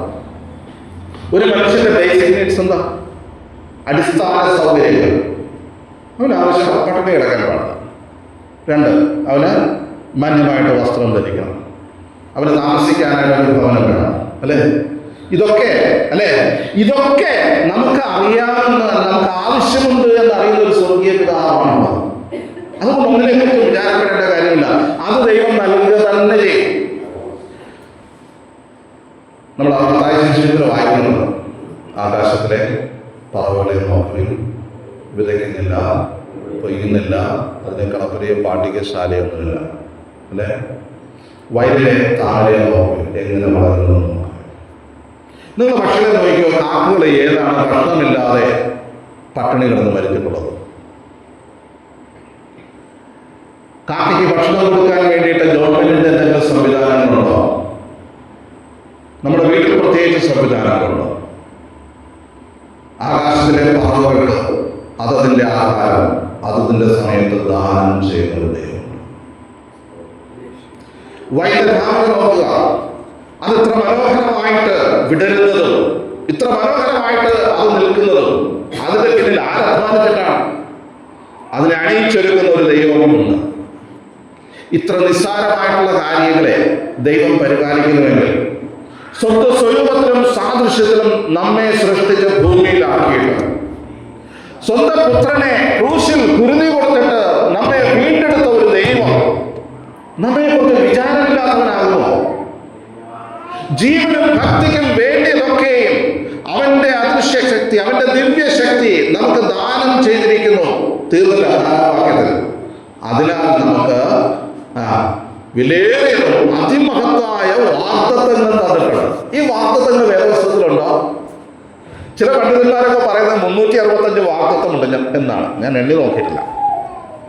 ദൈവം അനേക വാഗ്ദത്തങ്ങൾ തന്നിട്ടുണ്ട്. അപ്പോൾ നമ്മുടെ ദൈവവചനം വായിക്കുമ്പോൾ ചില സമയത്ത് ചില വചനം, ചില വാക്യങ്ങൾ നമ്മെ വല്ലാതെ സ്വാധീനിക്കും. അത് നമ്മുടെ ജീവിതത്തിൽ ഉറപ്പായിട്ടും നമ്മെ മുന്നോട്ട് നയിക്കുന്ന ചില വചനങ്ങളായിട്ട് തീരും. അതിൻ്റെ കാരണം എന്ന് പറയുന്നത് ദൈവം നമുക്ക് വിലയേറിയതും അതിമഹത്വമായ വാഗ്ദത്തങ്ങൾ നൽകിയിട്ടുണ്ട്. ഈ ഭൂമിയിലെ ജീവിതത്തിന് മാത്രമല്ല, ഈ ജീവിതം കഴിഞ്ഞാൽ ഞാൻ പലപ്പോഴും ചിന്തിക്കാറുണ്ട്, ലോകത്തിലെ മനുഷ്യർക്ക് ഈ മരണത്തിൻ്റെ അപ്പുറത്തെക്കുറിച്ച് എന്താണ് അവരുടെ ധാരണ? തിന്നുക കുടിക്കുക, നാളെ ചാകുമല്ലോ, അത് കഴിഞ്ഞ് തീർന്നു. ചിലർ പറയുന്നുണ്ട് അത് കഴിഞ്ഞിട്ട് പിന്നെ പുനർജനിക്കുമെന്നൊക്കെ പറയുന്നു. എന്നാൽ വാസ്തവത്തിൽ നിത്യതയെക്കുറിച്ചുള്ള, മരണശേഷമുള്ള ജീവിതത്തെക്കുറിച്ചുള്ള വ്യക്തമായിട്ടുള്ള കാഴ്ചപ്പാട് ജീവന്റെ ദാതാവായ, മനുഷ്യന്റെ സൃഷ്ടികർത്താവായ ദൈവം തമ്പുരാൻ താൻ തന്നെ വേദപുസ്തകത്തിലൂടെ തന്നിട്ടുണ്ട്. അല്ലേ? മരണത്തിനപ്പുറത്തൊരു ജീവിതമുണ്ട്. മരണത്തിനപ്പുറത്തൊരു ജീവിതമുണ്ട്. നമ്മൾ എബ്രായലേഖനത്തിൽ വായിക്കുന്നുണ്ട്, ഒരിക്കൽ മരിക്കുകയും പിന്നെ ന്യായവിധിയും ദൈവം മനുഷ്യർക്കായി നിയമിച്ചിരിക്കുന്നു. മരണം കൊണ്ടെല്ലാം തീരുകയല്ല. ചില മനുഷ്യരൊക്കെ ജീവിതത്തിന്റെ വിഷമസന്ധികളിൽ ജീവിതം നശിപ്പിച്ചേക്കാം, ആത്മഹത്യയിലേക്ക് വിടുന്നുണ്ട്. അവർ വിചാരിക്കുന്ന അവിടെ കൊണ്ടെല്ലാം തീരുമെന്നാണ്. ഇല്ല, തീരുകയല്ല. മരിച്ചു കഴിഞ്ഞാൽ ഒരു ന്യായവിധിയുണ്ട്.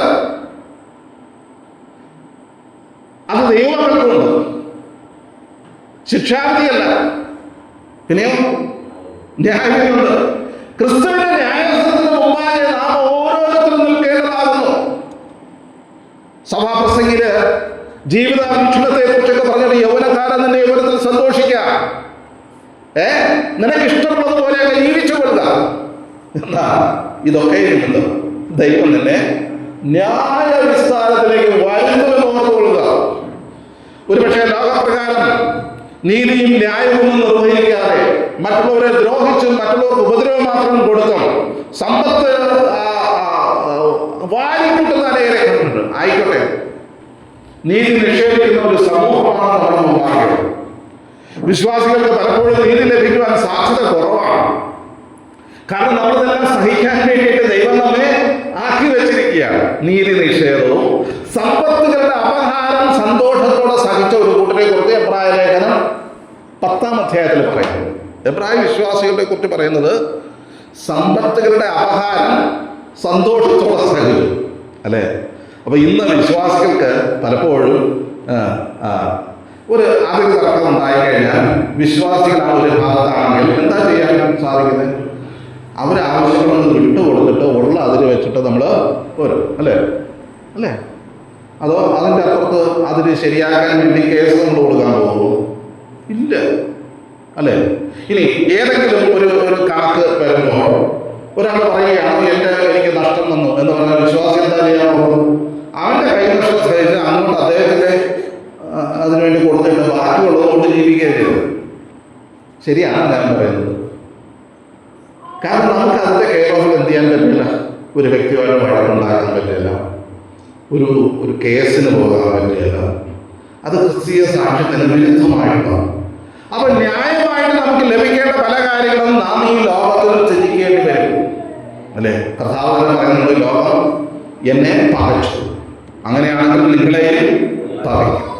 ഈ ലോകം എന്നെ ആദരിച്ചില്ല, നിങ്ങളെയും ആദരിക്കുമെന്ന് നിങ്ങൾ വിചാരിക്കേണ്ടതില്ല.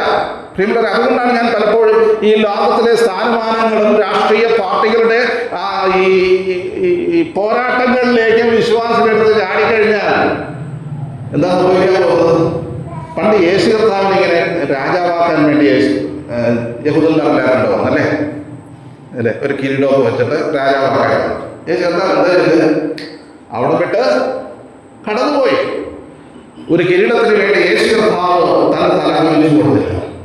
അങ്ങനെയാണെങ്കിൽ ആ കർത്താവിനെ പിൻപറ്റുന്ന നമ്മെ സംബന്ധിച്ചിടത്തോളം ലോകപ്രകാരമുള്ള മാന്യതയോ ഉയർച്ചയോ അല്ല, ഈ ലോകത്തിനൊരു പക്ഷേ കഷ്ടതയും എളിയ ജീവിതവുമാണെങ്കിൽ പോലും നമുക്ക് ഒരു നിത്യതയുണ്ട്, അതിമഹത്തായ വാഗ്ദത്തമുണ്ട്. എന്താ വാഗ്ദത്തം? തൻ്റെ പുത്രനോട് അനുരൂപനായിട്ട് തീരുവാൻ നാം മുൻനിയമിക്കപ്പെട്ടിരിക്കുന്നു. അവന്റെ പ്രത്യക്ഷതയിൽ താൻ ഇരിക്കും പോലെ കാണുന്നതാകൊണ്ട് അവനോട് സദൃശന്മാരാകും. ഇവിടെ നമുക്ക് നിലനിൽക്കുന്ന നഗരം ഇല്ലല്ലോ, എന്നാൽ ഇളകാത്തൊരു രാജ്യം പ്രാപിക്കുന്നത് കൊണ്ട് ഭക്തിയോടും ഭയത്തോടുകൂടെ ദൈവസേവ ചെയ്യുക. നമുക്കൊരു രാജ്യമുണ്ട്. നമുക്ക് ഈ നശിക്കുന്ന ലോകത്തിലെ ഏതെങ്കിലും പദവികളോ സ്ഥാനമാനങ്ങളോ അല്ല, നശിക്കാത്ത നിലനിൽക്കുന്ന നിത്യതയോളം നിലനിൽക്കുന്ന ചില ലക്ഷ്യങ്ങൾ നമ്മുടെ മുമ്പാകുന്നുണ്ട്. ഈ ലോകത്തിലെ നമ്മുടെ ജീവിതം താൽക്കാലികമാണ്, അത് വളരെ പെട്ടെന്ന് കടന്നു പോകുന്നതാണ്. അതിമഹത്തായ വാഗ്ദത്തങ്ങൾ ദൈവം നമുക്ക് നൽകിയിരിക്കുന്നു. പത്രോസിന്റെ 1-ാം ലേഖനം അതിന്റെ 4-ാമത്തെ വാക്യത്തിൽ വിശ്വാസത്താൽ ദൈവശക്തിയിൽ കാക്കപ്പെടുന്ന നിങ്ങൾക്ക് വേണ്ടി, 1 പത്രോസ് 1-ന്റെ 4-ാമത്തെ വാക്യം, അന്ത്യകാലത്ത് വെളിപ്പെടുവാൻ ഒരുങ്ങിയിരിക്കുന്ന രക്ഷയ്ക്ക് വിശ്വാസത്താൽ ദൈവശക്തിയിൽ കാക്കപ്പെടുന്ന നിങ്ങൾക്ക് വേണ്ടി സ്വർഗത്തിൽ സൂക്ഷിച്ചിരിക്കുന്നതും ക്ഷയം, മാലിന്യം, വാട്ടം എന്നിവയില്ലാത്തതുമായ അവകാശത്തിനായി തന്നെ വീണ്ടും ജനിപ്പിച്ചിരിക്കുന്നു. സ്വർഗത്തിൽ നമുക്കൊരു അവകാശമുണ്ട്. സ്വർഗത്തിൽ നമുക്ക് ഒരു വാസസ്ഥലമാണ്. ഉണ്ടോ? എത്ര പേര് വിശ്വസിക്കുന്നു സ്വർഗത്തിലൊരു നിത്യമായ ഒരു വാസസ്ഥലം നമുക്കുണ്ട്? സ്വർഗത്തിൽ യോഹന്നാന്റെ സുവിശേഷം 14-ാം അധ്യായം, നിങ്ങളുടെ ഹൃദയം കലങ്ങി പോകരുത്, ദൈവത്തിൽ വിശ്വസിപ്പീൻ, എന്നിലും വിശ്വസിപ്പീൻ, എന്റെ പിതാവിന്റെ ഭവനത്തിൽ അനേക വാസസ്ഥലങ്ങളുണ്ട്, ഇല്ലെങ്കിൽ ഞാൻ നിങ്ങളോട് പറയുമായിരുന്നു. ഞാൻ സ്ഥലം കൊടുക്കുവാൻ പോകുന്നു, ഞാൻ സ്ഥലമൊരുക്കിയാൽ ഞാൻ ഇരിക്കുന്നിടത്ത് നിങ്ങൾ ഇരിക്കേണ്ടതിന് പിന്നെ വന്ന് നിങ്ങളെ എന്റെ അടുക്കൽ ചേർക്കും. ഞാൻ പറയുന്നത് സ്വർഗത്തിൽ വാസസ്ഥലമുണ്ട്. ഞാൻ ആ വാസസ്ഥലത്തിന്റെ പെരുമയെ കുറിച്ച് പറയാൻ വേണ്ടിയിട്ടല്ല. പിന്നെയോ നമുക്കൊരു അവകാശമുണ്ട്. വാസസ്ഥലത്തേക്കാൾ ഉപരിയായിട്ട്, പ്രതിഫലങ്ങളേക്കാൾ ഉപരിയായിട്ട് സ്വർഗത്തിൽ നമുക്കൊരു കർത്താവുണ്ട്. എന്താ? സ്വർഗത്തിൽ നമുക്കൊരു കർത്താവുണ്ട്. നരകത്തിന്റെ ഏറ്റവും വലിയ ശാപം എന്ന് പറയുന്നത് യേശുക്രിസ്തു അവിടെ ഇല്ല എന്നതാണ്. തെസ്സലോനിക്കർക്ക് എഴുതിയ ലേഖനം, 2-ാം ലേഖനം, തെസ്സലോനിക്കർക്ക് എഴുതിയ 2-ാം ലേഖനം, നരകത്തിന്റെ ഏറ്റവും വലിയ ശാപം. ഓക്കെ,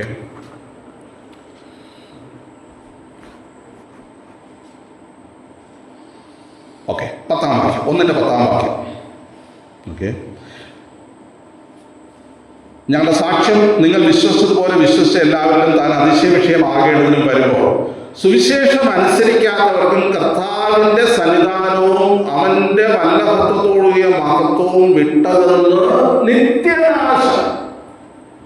സുവിശേഷം അനുസരിക്കാത്തവർക്ക് നരകം കൊടുക്കുമെന്ന് പറയുമ്പോൾ ആ സ്ഥാനത്തിന്റെ ഏറ്റവും വലിയ നിത്യനാശം എന്നൊക്കെ പറഞ്ഞിട്ടുണ്ട്. പക്ഷേ ദൈവത്തിന്റെ സാന്നിധ്യം ഇല്ലാത്തിടമാണ് നരകം എന്ന് പറയുന്നത്. എന്നാൽ സ്വർഗത്തിലോ? സ്വർഗത്തിൽ കർത്താവിന്റെ ഭവനത്തിൽ അവനോടൊപ്പം വിട്ടുപിരിഞ്ഞ് ആരോടുകൂടെ ആയിരിക്കുന്നത്? എത്ര കാലം കഴിഞ്ഞിട്ടായിരിക്കുന്നത്? ആബ്സെന്റ് ഫ്രം ബോഡി പ്രസന്റ് വിത്ത്. ഒരു വിശ്വാസി ഭൂമിയിൽ നിന്ന് വിട്ടു പിരിയുമ്പോൾ അതേ സമയത്ത് എങ്ങോട്ട് മാറ്റപ്പെടുകയാണ്? കർത്താവിന്റെ സന്നിധാനത്തിലേക്ക് മാറ്റപ്പെടുകയാണ്. ഓ, ഈ ശരീരം ഭൂമിയിൽ നിക്ഷേപിച്ചിട്ടാണ് പോകുന്നത്.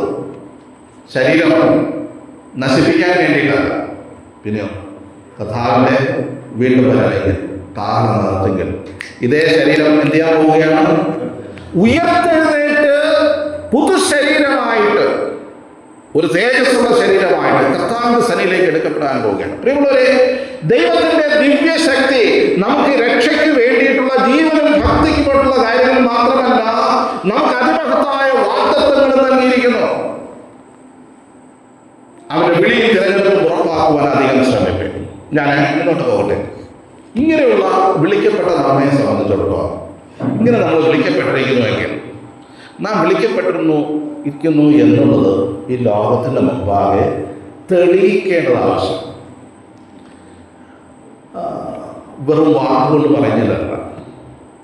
രക്ഷയുടെ അല്ലെങ്കിൽ ഈ വിളിയുടെ പ്രൂഫ്, എവിഡൻസ് എന്താ? വിളിക്കപ്പെട്ടു എങ്കിൽ നാം ജീവിതത്തിൽ സൂക്ഷിക്കേണ്ട ചില കാര്യങ്ങൾ ഈ 2-ാം ലേഖനം 1-ാം അധ്യായത്തിൽ പറഞ്ഞിട്ടുണ്ട്. അതുകൂടെ വായിക്കാം. ഓക്കെ, അങ്ങനെ വിളിക്കപ്പെട്ട നാം അതിന്റെ 4-ന്റെ 2-ാം ഭാഗം, 1-ാം അധ്യായം 2 പത്രോസ് 1:4 2-ാം ഭാഗം. ഓക്കെ, ഇവയാൽ നിങ്ങൾ ലോകത്തിൽ മോഹത്താലുള്ള നാശം വിട്ടൊഴിഞ്ഞ് ദിവ്യ സ്വഭാവത്തിന് കൂട്ടാളികളായി തീരുവാൻ ഇടവരുന്നു. അതിനിമിത്തം തന്നെ നിങ്ങൾ സകല ഉത്സാഹവും കഴിച്ച് നിങ്ങളുടെ വിശ്വാസത്തോട് വീര്യവും, വീര്യത്തോട് പരിജ്ഞാനവും, പരിജ്ഞാനത്തോട് ഇന്ദ്രിയജയവും, ഇന്ദ്രിയജയത്തോട് സ്ഥിരതയും, സ്ഥിരതയോട് ഭക്തിയും, ഭക്തിയോട് സഹോദരപ്രീതിയും, സഹോദരപ്രീതിയോട് സ്നേഹവും കൂട്ടിക്കൊള്ളുവിൻ. നമ്മുടെ വിളിയും തിരഞ്ഞെടുപ്പും ഉറപ്പാക്കുവാൻ അധികം ശ്രദ്ധ. നമ്മുടെ വിളിയെക്കുറിച്ച് അനേക കാര്യങ്ങൾ പറഞ്ഞു. വിളിയുടെ പിന്നിൽ വ്യാപരിക്കുന്ന ശക്തിയെക്കുറിച്ച് പറഞ്ഞിട്ടുണ്ട്. ആ ശക്തി നമുക്ക് ഒരുക്കിയിരിക്കുന്ന ഈ ഭൂമിയിലും അല്ല, വരുവാനിരിക്കുന്ന ലോകത്തും നൽകിയിരിക്കുന്ന വാഗ്ദത്തങ്ങളെ കുറിച്ചൊക്കെ പറഞ്ഞിട്ടുണ്ട്. അങ്ങനെ വിളിക്കപ്പെട്ട നാം എങ്ങനെയാണ് ഞാൻ വിളിക്കപ്പെട്ടവനാണ് എന്ന് തെളിയിക്കുന്നത്? വെറുതെ പറഞ്ഞാൽ പോരാ, അതിന് ചില തെളിവുകൾ ഉണ്ട്. നാം ക്രിസ്തുവിനാൽ വിളിക്കപ്പെട്ടിരിക്കുന്നുവെങ്കിൽ, നാം വീണ്ടെടുക്കപ്പെട്ടവരായിരിക്കുന്നുവെങ്കിൽ നമ്മുടെ ജീവിതത്തിൽ ഉണ്ടാകേണ്ട 3 കാര്യങ്ങൾ ഞാൻ പറയാം. 1, ലോകത്തിൽ മോഹത്താലുള്ള നാശം വിട്ടൊഴിയുക. ലോകത്തിന്റെ മോഹത്തിന്റെ പിന്നാലെയുള്ള പരക്കം പാച്ചിൽ അവസാനിപ്പിക്കുക. അത് ആരുടെ ലക്ഷണമല്ല, വിളിക്കപ്പെട്ടവന്റെ ലക്ഷണമല്ല. ഇനി ലോകത്തിൽ മോഹത്താൽ പിടിക്കപ്പെട്ട് പോവുകയാണെങ്കിൽ എന്താ അതിന്റെ റിസൾട്ട്? മോഹത്താലുള്ള നാശം. എന്താ നാശം? ഒരു വിശ്വാസി ലോകത്തിന്റെ പിന്നാലെ പോകുവാൻ ശ്രമിക്കുന്നവരല്ല, ലോകത്തിന്റെ മോഹങ്ങളിൽ ആകർഷിച്ചു, അല്ലെ? ലോകത്തിൻ മോഹങ്ങൾ ആകർഷണീയമായി തോന്നാതെന്നകമേ, അങ്ങനെ ഒരു പാട്ടില്ലേ? ലോകത്തിൻ മോടികൾ മനുവേൽ മനോഹരനെ നിൻമുഖം അതിരമണീയം എന്നൊരു ഗാനം. ലോകത്തിൻ മോഹങ്ങൾ അത് ആകർഷണീയമായിട്ട് എനിക്ക് തോന്നരുതേ. ഇവിടെ പറയുന്നത് അങ്ങനെ വീണ്ടും ജനിക്കപ്പെട്ടവർ ലോകത്തിന്റെ മോഹത്തിന്റെ പിന്നാലെ പോകാൻ പാടില്ല, പോകാൻ പാടുള്ളതല്ല. എന്താ പ്രശ്നം? ലോകത്തിന്റെ മോഹത്തിന് എന്തെങ്കിലും കുഴപ്പമുണ്ടോ? എന്ത് തോന്നുന്നു? എന്താ ലോകത്തിന്റെ മോഹം എന്ന് പറഞ്ഞാൽ? ആളാകുക, പേരുണ്ടാക്കുക, അങ്ങനെയുള്ള കാര്യങ്ങളൊക്കെയാണ്, അല്ലെ? ജഡമോഹം, കൺമോഹം, ജീവനത്തിന്റെ പ്രതാപം, ജഡത്തിന്റെ അഭിലാഷങ്ങൾ. അതിനൊരു പ്രശ്നമുണ്ട്. യാക്കോബിന്റെ ലേഖനം 4-ാമത്തെ വാക്യത്തോട് പറയുന്നുണ്ട്, ലോക സ്നേഹം ദൈവത്തോട് ശത്രുത്വമാകുന്നു. ഇത് രണ്ടും കൂടെ ഒരുമിച്ച് പോവുകയല്ല. ഒന്നും നിങ്ങൾ ലോകത്തെ സ്നേഹിക്കുക അല്ലെങ്കിൽ ദൈവത്തെ സ്നേഹിക്കുക. ലോകത്തെയും ദൈവത്തെയും കൂടെ ഒരുമിച്ച് സ്നേഹിക്കാൻ പറ്റില്ല. മത്തായി സുവിശേഷത്തിൽ ഇങ്ങനെ പറയുന്നുണ്ട്, ദൈവത്തെയും മാമോനെയും ഒരുമിച്ച് സേവിപ്പാൻ കഴിയും. എന്താ ഈ മാമോൻ? സമ്പത്ത്. നമുക്കൊക്കെ കാശുണ്ടല്ലേ, സമ്പത്തുണ്ട്, കാശുണ്ട്. പക്ഷെ നമുക്ക് ഈ സമ്പത്തിനോട് വലിയ പ്രണയം തോന്നുകയാണെങ്കിൽ, സ്നേഹം തോന്നുകയാണെങ്കിൽ, നാച്ചുറലായിട്ട് സംഭവിക്കുന്നത് ദൈവത്തോടുള്ള സ്നേഹം കുറയും. ഇത് രണ്ടും ഒരുമിച്ച് കൊണ്ടുപോകാൻ പറ്റുകയില്ല. അതുകൊണ്ടാണ് തെസ്സലോനിക്കയിൽ പറയുന്നത്, ദ്രവ്യാഗ്രഹം സകലവിധ ദോഷത്തിനും മൂലമല്ലോ. ദ്രവ്യാഗ്രഹം ഒരു ഭയങ്കര സാധനമാണ്. അത് വിശ്വാസികൾക്ക് പിടിപെട്ടാൽ സകലവിധ ദോഷത്തിനും കാരണമാണ്. അതുകൊണ്ട് ദ്രവ്യത്തോടുള്ള പിടി നമ്മളങ്ങ് വിട്ടേക്കണം. നമുക്ക് സകലവും ധാരാളമായിട്ട് അനുഭവിക്കാൻ തരുന്നത് സ്വർഗത്തിലെ ദൈവമാണ്. ആ ദൈവത്തിൽ ആശ വെച്ചിട്ട് ഇതിലെ പിടിയൊക്കെ വിട്ടേക്കും. ഈ ധനമൊക്കെ നീങ്ങി പോകുന്നതാണ്. അതിലേക്ക് നമ്മൾ പിടിച്ചു കഴിഞ്ഞാൽ ലോകത്തിന്റെ ഒരു മോഹം ദ്രവ്യാഗ്രഹമാണ്, അല്ലെ? നമുക്കറിയാം, ഈ ഏതത്തോട്ടത്തിൽ ആദാമിനെ ഹവ്വയെ അല്ലെങ്കിൽ ഹവ്വയെ പ്രലോഭിപ്പിച്ച് വശത്താക്കിയത് എന്താണെന്ന് അറിയാമോ? ഈ പഴം കഴിച്ചാൽ നിങ്ങൾ ദൈവത്തെ പോലെ നിങ്ങളെ കണ്ണ് തുറക്കും, നിങ്ങൾ മരിക്കുകയില്ല നിശ്ചയം എന്തെന്നും പറയുകയാണ്. എന്ന് പറഞ്ഞാൽ ജീവിതത്തിൽ കണ്ണു തുറക്കാൻ, ദൈവത്തെ പോലെ ആകാൻ, അങ്ങനെയുള്ള പ്രലോഭനങ്ങളിലേക്ക് അത് കടത്തിവിടും, അല്ലെ? പ്രിയമുള്ളവരെ, ഇത് ദൈവമക്കൾ സൂക്ഷിക്കേണ്ട ഒരു കാര്യമാണ്. കർത്താവിൻ്റെ വിളി അല്ലെങ്കിൽ നാം വിളിക്കപ്പെട്ടവരാണ് എങ്കിൽ ഈ ലോകത്തിൻ്റെ സ്നേഹം, നമ്മൾ ഈ വിതയ്ക്കുന്നവൻ്റെ ഉപമ നമുക്കറിയാം, അല്ലേ? ചിലത് വഴിയരികെ വീണു, ചിലത് പാറസ്ഥലത്ത് വീണു, ചിലത് മുള്ളിനിടയിൽ വീണു, ചിലത് നല്ല നിലത്ത് വീണു. അല്ലേ? ഈ മുള്ളിനിടയിൽ വീണതിന് ഒരു പ്രശ്നമാണ്. അത് പെട്ടെന്ന് വളർന്നല്ലേ, പക്ഷെ വളർന്നു വന്നപ്പം ഈ മുള്ള എന്ത് ചെയ്തു? അതിനെ ഞെരുക്കി ഫലശൂന്യമാക്കി തീർന്നു. ലോകമോഹം വിശ്വാസിയിൽ പിടിച്ചു കഴിഞ്ഞാൽ സംഭവിക്കുന്ന ഇതാണ് ഈ ഞെരുക്കി ഫലശൂന്യരായി തീരും. ഒരു ഉദാഹരണം ഞാൻ പറയാം. ലോത്ത്, നമ്മൾ നേരത്തെ പാട്ടിനോടുള്ള ബന്ധത്തിൽ ചിന്തിച്ചാൽ ലോത്തിന്റെ പ്രശ്നം എന്താണ്? അബ്രഹാമിനോട് അവന് സുഖമായിട്ട് ജീവിക്കാമായിരുന്നു, ഒരു കുഴപ്പമില്ല. എന്നാൽ ഒരു വിഷയം വന്നപ്പോഴത്തേക്ക് ലോത്ത് ഒരു തീരുമാനമെടുത്തു, അബ്രഹാമിനെ വിട്ട് പിരിയാൻ. ആ തീരുമാനം എടുത്തിട്ട് താൻ നോക്കിയ ഒരു സ്ഥലമുണ്ട്, യോർദാന്റെ നീരോട്ടമുള്ള പ്രദേശങ്ങളിലേക്ക് അവൻ പോയി, സോദോമിലേക്ക് താൻ പോയി. അല്ലേ? എന്നിട്ട് വായിക്കുന്നത് കൂടാരം മാറ്റി അടിച്ചു. അവൻ എവിടെ ചെന്ന് പാർത്തു? സോദോമിൽ ചെന്ന് പാർത്തു. അവിടെ കൂടാരത്തിലാണോ പാർത്തത്? ഇല്ല, അവിടെ തനിക്കൊരു വീടുണ്ടായിരുന്നു. ഇനി അവിടെ അവനൊരു തൊഴിലുണ്ടായിരുന്നു. എന്താ തൊഴില്? അവൻ ഗ്രാമ മുഖ്യന്റെ സ്ഥലത്തിരിക്കുകയാണ്, ന്യായപാലനം ചെയ്യുവാനിരിക്കുകയാണ്. നോക്കണേ, ലോത്തിന് സംഭവിച്ച വീഴ്ച. അവൻ എന്താ? അവന്റെ കാഴ്ച നീരോട്ടുള്ള സ്ഥലങ്ങളിലേക്ക്. എന്താ സംഭവിച്ചത്? മുള്ളിനിടയിൽ വിതയ്ക്കപ്പെട്ട വിത്ത് പോലെ ലോത്ത് ഞെരുക്കുകയാണ്. പത്രോസിന്റെ ലേഖനം പറയുന്നത് അവൻ എന്ത് ചെയ്തു? ഇതിന്റെ 2 പത്രോസ് 2-ന്റെ 6 സോദോം ഗൊമോറ പട്ടണങ്ങളെ ഭസ്മീകരിച്ച് ഉന്മൂലന രാഷ്ട്രത്താൽ ന്യായം വിധിച്ച മേലാൽ ഭക്തികെട്ട് നടക്കുന്നവർക്ക് ദൃഷ്ടാന്തമാക്കി വയ്ക്കുകയും അധർമ്മികളുടെ ഇടയിൽ വസിച്ചിരിക്കുമ്പോൾ നാടോറും അധർമ്മ പ്രവൃത്തി കണ്ടും കേട്ടും തന്റെ നീതിയുള്ള മനസ്സിൽ നൊന്ത് അവരുടെ ദുഷ്കാമ പ്രവൃത്തിയിൽ വലഞ്ഞു പോയ. എത്ര വാക്കുകളാണ്! ലോത്തിന്റെ ഒരു ഗതികേട് നോക്കണേ. എന്താ? താൻ ലോകത്തിലേക്ക് പോകാൻ, നീരോട്ടുള്ള സ്ഥലത്തിലേക്ക്, അബ്രഹാമിന്റെ അടുക്കൽ നിന്ന് പോകുവാൻ, ദൈവത്തിന്റെ സന്നിധി വിട്ടുപോകുവാൻ, യാഗമുള്ള സ്ഥലം വിട്ടുപോകുവാൻ തീരുമാനിച്ചപ്പോൾ തനിക്കുണ്ടായ ഞെരുക്കമാണ് മുള്ളിനിടയിൽ വിതയ്ക്കപ്പെട്ടതുപോലെ. എന്താ?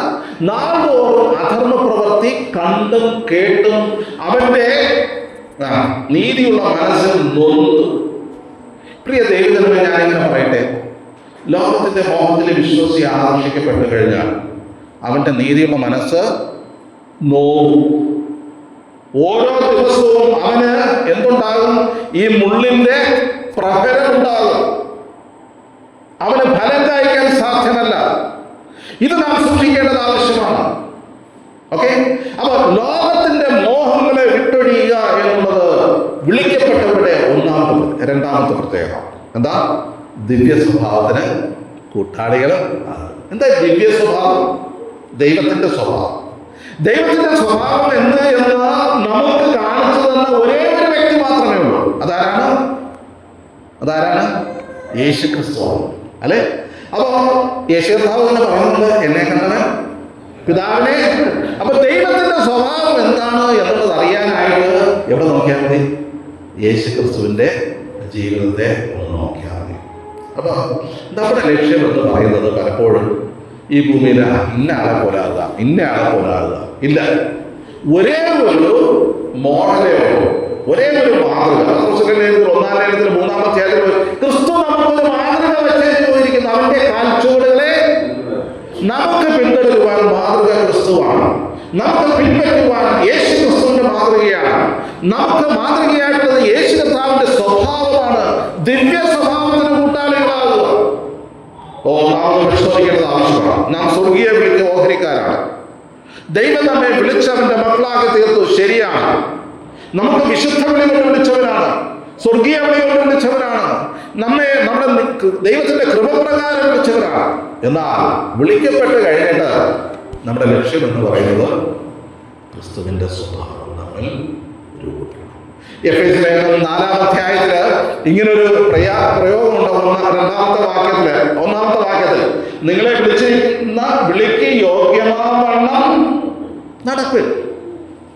വിളിച്ചിരിക്കുന്ന വിളിക്ക് യോഗ്യമാവണ്ണം നടക്കണം. അല്ലെ? അവിടെ നമ്മൾ താഴോട്ട് വരുമ്പോൾ ദൈവം ചില കൃപാവരങ്ങളൊക്കെ കൊടുത്തു. ഉപദേശകന്മാർ, പിന്നെ സുവിശേഷകന്മാർ, ഇടയന്മാർ, ഇങ്ങനെയൊക്കെ കൊടുത്തിട്ട് ദൈവസഭയിൽ ദൈവം നമ്മെ ആക്കി വെച്ചിരിക്കണം. എന്താ ഉദ്ദേശം? ദൈവസഭയിൽ ദൈവം നമ്മെ ആക്കി വെച്ചിരിക്കുന്ന ഉദ്ദേശം എന്താണ്? അവിടെ നമ്മൾ വായിക്കുന്നത് ഒന്ന് വായിക്കാം അല്ലേ? 4-ാം അധ്യായം, എഫേസ്യ ലേഖനം 4-ാം അധ്യായം. എന്തിനു വേണ്ടിയിട്ടാണ് ദൈവത്തിൻ്റെ സഭയിൽ ദൈവം നമ്മെ ആക്കി വച്ചിരിക്കുന്നത്? ഓക്കെ, 14-ാമത്തെ വാക്യം. ഓക്കെ, അങ്ങനെ നാം ഇനി മനുഷ്യരുടെ ചതിയാലും ഉപായത്താലും തെറ്റിച്ചു കളയുന്ന തന്ത്രങ്ങളിൽ കുടുങ്ങിപ്പോകുവാൻ തക്കവണ്ണം ഉപദേശത്തിന്റെ ഓരോ കാരണാൽ അലങ്കുഴലുന്ന ശിശുക്കളായിരിക്കാതെ സ്നേഹത്തിൽ സത്യം സംസാരിച്ചുകൊണ്ട് ക്രിസ്തുവെന്ന തലയോളം സകലത്തിൽ. നിങ്ങളൊരു ദൈവസഭയിൽ ദൈവം നമ്മെ ആക്കി വെച്ചിരിക്കുന്നത് ക്രിസ്തുവിൻ്റെ സ്വഭാവത്തോട് അനുരൂപരാകുവാനാണ്, അവൻ്റെ തലയോളം വളരുവാനാണ്. ദൈവസഭയിലെ സുവിശേഷകന്മാരും ഉപദേഷ്ടാക്കന്മാരും വചനം പഠിപ്പിക്കുന്നവരും. അപ്പൊ അതിനു വേണ്ടിയിട്ടാണ് ദൈവസഭയിൽ നാം ഒരുമിച്ചായിരിക്കുന്നത്. അപ്പൊ അങ്ങനെയുള്ള ദിവ്യ സ്വഭാവത്തിന് കൂട്ടാളികളായിട്ട് തീരുവാൻ ആവശ്യമുണ്ട്. ഓക്കെ, അനേക വാക്യം അതിനോട് ബന്ധത്തിലുണ്ടെങ്കിലും എനിക്ക് ആ പോർഷൻ പൂർത്തീകരിക്കണം. അതിൻ്റെ പിന്നിൽ ഒരു ആത്മീക വളർച്ച ഉണ്ട്. ആ വളർച്ച എന്ന് പറയുന്നത് ബോധപൂർവമായിട്ടുള്ള ഒരു കാര്യമാണ്. ചില കാര്യങ്ങൾ കൂട്ടിക്കൊള്ളണം. എന്തൊക്കെ കാര്യങ്ങളാണ്? ദിവ്യ സ്വഭാവത്തിന്റെ ലക്ഷണങ്ങൾ അല്ലെങ്കിൽ ആത്മീക വളർച്ചയുടെ ലക്ഷണങ്ങൾ പത്രോസിന്റെ 2-ാം ലേഖനം 1-ാം അധ്യായത്തിൽ പറഞ്ഞിരിക്കുന്നത് എന്താണെന്നറിയാമോ? ദിവ്യ സ്വഭാവമാണ്, ക്രിസ്തുവിന്റെ സ്വഭാവമാണ്. ആ സ്വഭാവത്തിലേക്ക് എത്തിച്ചേരാൻ എന്തൊക്കെ ചെയ്യണം? വിശ്വാസത്തോട് വീര്യം, വീര്യത്തോട് പരിജ്ഞാനം, പരിജ്ഞാനത്തോട് ഇന്ദ്രിയജയം, ഇന്ദ്രിയജയത്തോട് സ്ഥിരത, സ്ഥിരതയോട് ഭക്തി, ഭക്തിയോട് സഹോദരപ്രീതി, സഹോദരപ്രീതിയോട് സ്നേഹം. ഇവ എന്താ ചെയ്യുക? കൂട്ടിക്കൊള്ളണം. ഇവിടെ വരുമ്പോഴാണ് പലപ്പോഴും നമുക്ക് പ്രശ്നം വരുന്നത്. നമ്മൾ കൂട്ടുകയല്ല, പലപ്പോഴും കുറയ്ക്കുകയാണ് ചെയ്യുന്നത് അല്ലേ? നമ്മുടെ സ്വഭാവത്തോടെ ചില കാര്യങ്ങൾ കൂട്ടുകയല്ല, പിന്നെ കുറയ്ക്കുകയാണ് ചെയ്യുന്നത്. നല്ല ഗുണങ്ങളൊക്കെ ഇല്ലാതായിട്ട് നമ്മൾ പലപ്പോഴും കളയാറ്. ഇവിടെ പറയുന്നത് ഇത് കൂട്ടിക്കൊള്ളണം. ഇത് പുറമേയുള്ള ഒരു കാര്യമില്ല. ഇതെല്ലാം നിങ്ങൾ വായിച്ചു നോക്കിയാൽ ഇത് പുറമേ നിങ്ങൾ ദശാംശം കൊടുക്കുന്ന കാര്യം പറഞ്ഞിട്ടുണ്ടോ? മറ്റുള്ളവർക്ക് ദാനം ചെയ്യുന്ന കാര്യം പറഞ്ഞിട്ടുണ്ടോ? ഒന്നും പറഞ്ഞിട്ടില്ലേ? ഇതെല്ലാം പറഞ്ഞിരിക്കുന്നത് ഉള്ളിലെ കാര്യങ്ങളാണ്. അകമേയുള്ള മനുഷ്യന്റെ പുഷ്ടിയാണ്. അതാണ് ആത്മീക വളർച്ച എന്ന് പറയുന്നത്. ആ ആത്മീക വളർച്ചയിൽ നിന്ന് മാത്രമേ സൽപ്രവർത്തികൾ ഉണ്ടാകുകയുള്ളൂ. പിന്നെ മറ്റു കാര്യങ്ങൾ പുറമേ ഉണ്ടാകുകയുള്ളൂ. അപ്പൊ ഇത് അകമേയുള്ള ഒരു വളർച്ചയ്ക്ക് വേണ്ടിയിട്ട് നാം ശ്രമിക്കണം. ഇത് ഞാൻ വിശദീകരിക്കേണ്ട ആവശ്യം ഇല്ല എന്ന് ഞാൻ കരുതിയാണ്, അല്ലെ? ദൈവം നോക്കുന്നത് പുറമേയുള്ള മാനിഫെസ്റ്റേഷൻസ് അല്ല. നിങ്ങൾ പുറമേ എങ്ങനെ ഇരിക്കുന്നു, നിങ്ങൾ ആരായിരിക്കുന്നു, എങ്ങനെ ഇരിക്കുന്നു, എങ്ങനെ സംസാരിക്കുന്നു, എങ്ങനെ നടക്കുന്നു, എന്ത് വസ്ത്രം ധരിക്കുന്നു എന്നുള്ളത് ദൈവത്തിന് വിഷയമല്ല. സങ്കീർത്തനം 51 അതിന്റെ 6-ാമത്തെ വാക്യത്തിൽ ഇങ്ങനെ വായിക്കുന്നത്, അന്തർഭാഗത്തിലെ സത്യമല്ലോ ദൈവത്തിന് അകമേയുള്ള കാര്യം മതി. നമ്മൾ പലപ്പോഴും പുറമേയുള്ള കാര്യങ്ങൾക്ക് അമിത പ്രാധാന്യം കൊടുക്കുന്നവരാണ്, അല്ലേ? പരീക്ഷന്മാരെ കുറിച്ച് പറയുന്നുണ്ട്, അവര് ആൾക്കാരുടെ മുമ്പിൽ നിന്ന് വഴിത്തലയ്ക്കൽ നിന്ന് പ്രാർത്ഥിക്കാൻ വേണ്ടി അവര് എന്ത് ചെയ്യുന്നുണ്ട്? ഇഷ്ടപ്പെടുന്നവരാണ്. ഉപവസിക്കുമ്പോൾ അവർ തങ്ങളുടെ വസ്ത്രത്തെ അവരുടെ മുഖത്തെ വികൃതമാക്കിയൊക്കെ ആൾക്കാരുടെ മുമ്പാകെ മനുഷ്യർക്ക് വിളങ്ങേണ്ടത് ചെയ്യുന്നുണ്ട്. ഭിക്ഷ കൊടുക്കുമ്പോൾ 4 പേര് കാണുകയെ അറിയത്തക്കവണ്ണം കൊടുക്കുന്നവരാണ്. പുറമേയുള്ളവർ കാണുവാൻ വേണ്ടി ഇല്ല, അകമേയുള്ളത് ദൈവസേനയിൽ അർപ്പിക്കുവാനായിട്ട് ആവശ്യമുണ്ട്. അന്തർഭാഗത്തിലെ സത്യമല്ല. 51:10 ദാവീദിന്റെ ഒരു പ്രാർത്ഥനയാണ്, ദൈവമേ നിർമ്മലമായ ഒരു ഹൃദയം എന്നെ സൃഷ്ടിച്ചു, സ്ഥിരമായ ആത്മാവിനെ എന്നെ പുതുക്കണം. ഈ രാത്രികാലം ദൈവത്തിന്റെ വചനം നാം കേൾക്കുമ്പോൾ ദൈവത്തിന്റെ വിളിയും തിരഞ്ഞെടുപ്പും ഉറപ്പാക്കാൻ, നമ്മുടെ വിളിയും തിരഞ്ഞെടുപ്പും ഉറപ്പാക്കുവാൻ നാം ശ്രമിക്കുവിൻ എന്നുള്ള ആഹ്വാനം നമുക്ക് ലഭിക്കുമ്പോൾ പ്രിയമുള്ളവരെ, ദൈവം നമ്മളെന്ന് ആഗ്രഹിക്കുന്നത് അന്തർഭാഗത്തിലെ സത്യമാണ്. ഈ മേഖലകളിലെല്ലാം ആത്മീക വളർച്ച ഉണ്ടാകുവാനാണ് ദൈവം നമ്മെ സഹായിക്കുമാറാകട്ടെ. 2 കാര്യങ്ങൾ പറഞ്ഞ് ഞാൻ അവസാനിപ്പിക്കാം. ആത്മീയ വളർച്ച ഇല്ലെങ്കിലോ സഭയിൽ വന്നു ലോകത്തോടുള്ള സ്നേഹം ഉപേക്ഷിക്കേണ്ടതിന് പകരം ലോകത്തിൻ്റെ പിന്നാലെ പോകുന്നു, അതിൻ്റെ മോഹങ്ങളുടെ പിന്നാലെ പോകുന്നു. ദിവ്യ സ്വഭാവം ഉണ്ടാകുന്നതിന് പകരം പിശാചിൻ്റെ സ്വഭാവങ്ങളൊക്കെ ഉണ്ടായിക്കൊണ്ടിരിക്കുന്നു. ആത്മീക വളർച്ചയ്ക്ക് പകരം ഇപ്പോഴും ഒരു വളർച്ചയുമില്ല. കട്ടിയായിട്ടുള്ള ആഹാരമൊന്നും പറ്റുന്നില്ല. പാൽ മാത്രമേ കുടിക്കുവാനായിട്ട് സാധിക്കുന്നു. ആത്മീയ വളർച്ചയുടെ അല്ലെങ്കിൽ സ്വഭാവ രൂപീകരണത്തിൻ്റെ ഒരു ലക്ഷണങ്ങളുമില്ല. Neglecting your calling. നമ്മുടെ വിളിയെ നാം ഉപേക്ഷിക്കുന്നുവെങ്കിൽ എന്താ സംഭവിക്കുന്നത്? അപകടം. ഓക്കെ, വാക്യമല്ലോ, ഇവയില്ലാത്തവനോ കുരുടനത്രേ, അവൻ ഹ്രസ്വദൃഷ്ടിയുള്ളവൻ, തൻ്റെ മുമ്പിലുള്ള പാപങ്ങളുടെ ശുദ്ധീകരണം മറന്നവനും തന്നെ. എന്താ? ഇവയില്ലാത്തവൻ, ആത്മീക വളർച്ചയില്ലാത്തവൻ, ലോകത്തോടുള്ള പറ്റുമാനം ഉപേക്ഷിക്കാത്തവൻ, ദിവ്യ സ്വഭാവത്തിന് കൂട്ടാളിയായി തീരാത്തവൻ, അവരെ കുറിച്ച് പറഞ്ഞിരിക്കുന്നത്. അല്ലെങ്കിൽ കർത്താവിൻ്റെ വിളിയെ അലക്ഷ്യമായിട്ട് കരുതുന്നവരെ സംബന്ധിച്ചിടത്തോളം അവൻ കുരുടനത്രേ. ഹ്രസ്വദൃഷ്ടി, നമുക്കറിയാം എന്താ ഹ്രസ്വദൃഷ്ടി? ദൂരക്കാഴ്ചയില്ല, അടുത്തുള്ളത് മാത്രമേ കാണുന്നുള്ളൂ, ദീർഘദൃഷ്ടികളില്ല, കുരുടനത്രേ. ഇത് വലിയൊരു അപകടമാണ്. ആത്മീകമായിട്ടുള്ള യാതൊരു താല്പര്യങ്ങളും അവനിൽ കാണുകയില്ല, അല്ലേ? ഇനി അവരെ കുറിച്ച് പറഞ്ഞിട്ടുള്ള ഒരു വിശദീകരണം നമുക്ക് ഇവിടെ 2-ാം അധ്യായത്തിൽ കാണുവാൻ സാധിക്കും. എന്താ?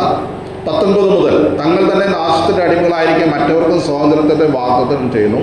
ഒരുത്തരെ അതിന്റെ 20-ാം വാക്യം, കർത്താവും രക്ഷിതാവുമായ യേശുക്രിസ്തുവിന്റെ പരിജ്ഞാനത്തിൽ ലോകത്തിന്റെ മാലിന്യം വിട്ടോടിയവർ.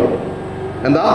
വീണ്ടും അതിൽ കുടുങ്ങി തോറ്റുപോയാൽ അവരുടെ ഒടുവിലത്തെ സ്ഥിതി ആദ്യത്തേതിനേക്കാൾ അധികം. പ്രിയമുള്ളവരെ, നമ്മുടെ വിളിയെ ഉറപ്പാക്കാതെ, വിളിയെ കൺസിഡർ ചെയ്യാതെ, വിളിക്ക് അനുഗുണമായിട്ട് ജീവിക്കാതെ അത് നിരാകരിക്കുന്നുവെങ്കിൽ, അത് വേണ്ട എന്ന് വയ്ക്കുന്നുവെങ്കിൽ സംഭവിക്കുന്ന കാര്യം ആത്മീക മാന്യം, മാത്രമല്ല ആത്മീയമായിട്ടുള്ള അന്ധത, ഹ്രസ്വദൃഷ്ടി, ഇതൊക്കെ നമുക്ക് സംഭവിക്കുവാൻ സാധ്യതയുണ്ട്, അല്ലെ? ഇവിടെ തൊട്ട് താഴെ പറയുന്നുണ്ട്, നീതിയുടെ വഴി അറിഞ്ഞ ശേഷം വിട്ടുകളയുന്നവനെ കുറിച്ച് പറയുന്നുണ്ട്, സ്വന്തം ഛർദ്ദിക്ക് തിരിഞ്ഞു നോക്കുന്ന നായയെ കുറിച്ച് പറയുന്നുണ്ട്, കുളിച്ചിട്ട് ചെവിയിൽ ഉറുന്ന പന്നിയെ കുറിച്ച് പറയുന്നുണ്ട്. ഇതൊക്കെ ഈ വിളിയും തിരഞ്ഞെടുപ്പും ഉറപ്പാക്കുവാൻ മെനക്കെടാതെ, അതിന് ഇമ്പോർട്ടൻസ് കൊടുക്കാതെ നാം മുന്നോട്ട് പോകുന്നെങ്കിൽ അത് ഏറ്റവും നാശകരമായിട്ടുള്ള ഒരു അവസ്ഥയാണ്. ലവോദിക്യ സഭയെക്കുറിച്ച് നമുക്കറിയാം. എന്താ ലവോദിക്യ സഭയുടെ പ്രശ്നം? ഞാൻ ധനവാൻ, ഒന്നിനും കുറവില്ല, എല്ലാമൊക്കെ ഉണ്ട് എന്ന് പറഞ്ഞുകൊണ്ട് അഹങ്കരിക്കുന്ന ഒരു സഭയാണ്. എന്നാൽ അവിടെ അവരെ കൊണ്ട് പറഞ്ഞിരിക്കുന്നത് എന്താണ്? നിങ്ങൾ നിർഭാഗ്യരാണ്, അരിഷ്ടനാണ്, കുരുടനാണ്, നഗ്നനാണ് എന്ന് നിങ്ങൾ അറിയാതിരിക്കുന്നു. അതുകൊണ്ട് നിങ്ങൾക്ക് കാഴ്ച ലഭിക്കുവാൻ, കണ്ണിലെഴുതുവാൻ ലേപം നിങ്ങൾ വിലയ്ക്ക് വാങ്ങുക, തീയിൽ ഊതിക്കഴിച്ച പൊന്ന് നിങ്ങൾ കൂട്ടിക്കൊള്ളുക, ധരിക്കേണ്ടതിന് വെള്ളയുടുപ്പ് നിങ്ങൾ കരുതിക്കൊള്ളുക, നിങ്ങൾ മാനസാന്തരപ്പെടുക. മാത്രമല്ല കർത്താവ് കൂടെ എവിടെയാ? ഇതാ ഞാൻ വാതിൽക്കൽ നിന്ന് മുട്ടുന്നു, ആരെങ്കിലും എന്റെ ശബ്ദം കേട്ട് വാതിൽ തുറന്നാൽ ഞാൻ അവൻ എന്നോട് കൂടെ താഴെ. പ്രിയമുള്ളവരെ, ഇത് നിഷേധിച്ചാൽ, ഉപേക്ഷിച്ചാൽ നമ്മുടെ അവസ്ഥ എന്ന് പറയുന്നത് ആത്മീക അന്ധതയാണ്. ഒരു കാര്യം കൂടെ പറഞ്ഞാൽ അവസാനിപ്പിക്കട്ടെ. അതുകൊണ്ട് നിങ്ങളുടെ വിളിയും തിരഞ്ഞെടുപ്പും ഉറപ്പാക്കുവാൻ അധികം ശ്രമിപ്പേ. അങ്ങനെ നിങ്ങൾ ഉറപ്പാക്കിയാൽ കിട്ടുന്ന പ്രതിഫലം എന്താണ്? തൊട്ടടുത്ത വാക്യം, 11-ാമത്തെ വാക്യം, ശ്രമിപ്പേ.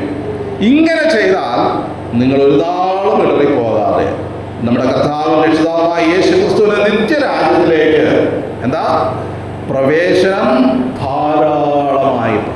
ഇത് പ്രവൃത്തിയിൽ ഊന്നിയുള്ള ഒരു രക്ഷയല്ല. എന്താ ഈ ധാരാളമായ പ്രവേശനം? സ്വർഗരാജ്യത്തിൽ രക്ഷിക്കപ്പെടുന്ന എല്ലാവർക്കും പ്രവേശനമുണ്ട്, ഇല്ലേ? ഉണ്ട്. പുതുതായി ജനിച്ചാൽ അവർക്ക് ദൈവരാജ്യത്തിൽ പ്രവേശിക്കാം, അല്ലെ? അത് യാതൊരു സംശയമില്ല. പ്രവേശനവും ധാരാളമായ പ്രവേശനവും ഉണ്ട്. പ്രിയമുള്ളവരെ, നാം നമ്മുടെ വിളിക്ക് അനുഗുണമായിട്ട് ദൈവവചനപ്രകാരം നമ്മുടെ ശ്രദ്ധ കേന്ദ്രീകരിച്ച് വിശ്വാസ ജീവിതം നയിക്കുന്നുണ്ട് എങ്കിൽ ദൈവസന്നിധിയിൽ നമുക്ക് ലഭിക്കുന്ന പ്രവേശനം ധാരാളമായ പ്രവേശനം. എന്താ ധാരാളമായ പ്രവേശനം എന്ന് അറിയാൻ വേണ്ടിയിട്ട് പൗലോസിനോട് ചോദിക്കാം. പൗലോസ് പറയും, എന്താ? ഞാൻ നല്ല പോർ പൊരുതു, വിശ്വാസം കാത്തു, ഓട്ടം തികച്ചു, ഇനി നീതിയുടെ കിരീടം. നല്ല പോർ പൊരുതുക, വിശ്വാസം കാക്കുക, ഓട്ടം തികയ്ക്കുക, കോൺഫിഡൻസ്, ധൈര്യത്തോടുകൂടെ പ്രവേശിക്കുക. ഇനി ദൈവരാജ്യത്തിൽ ധൈര്യമില്ലാതെ പ്രവേശിക്കുന്നവരുണ്ടാകുമോ?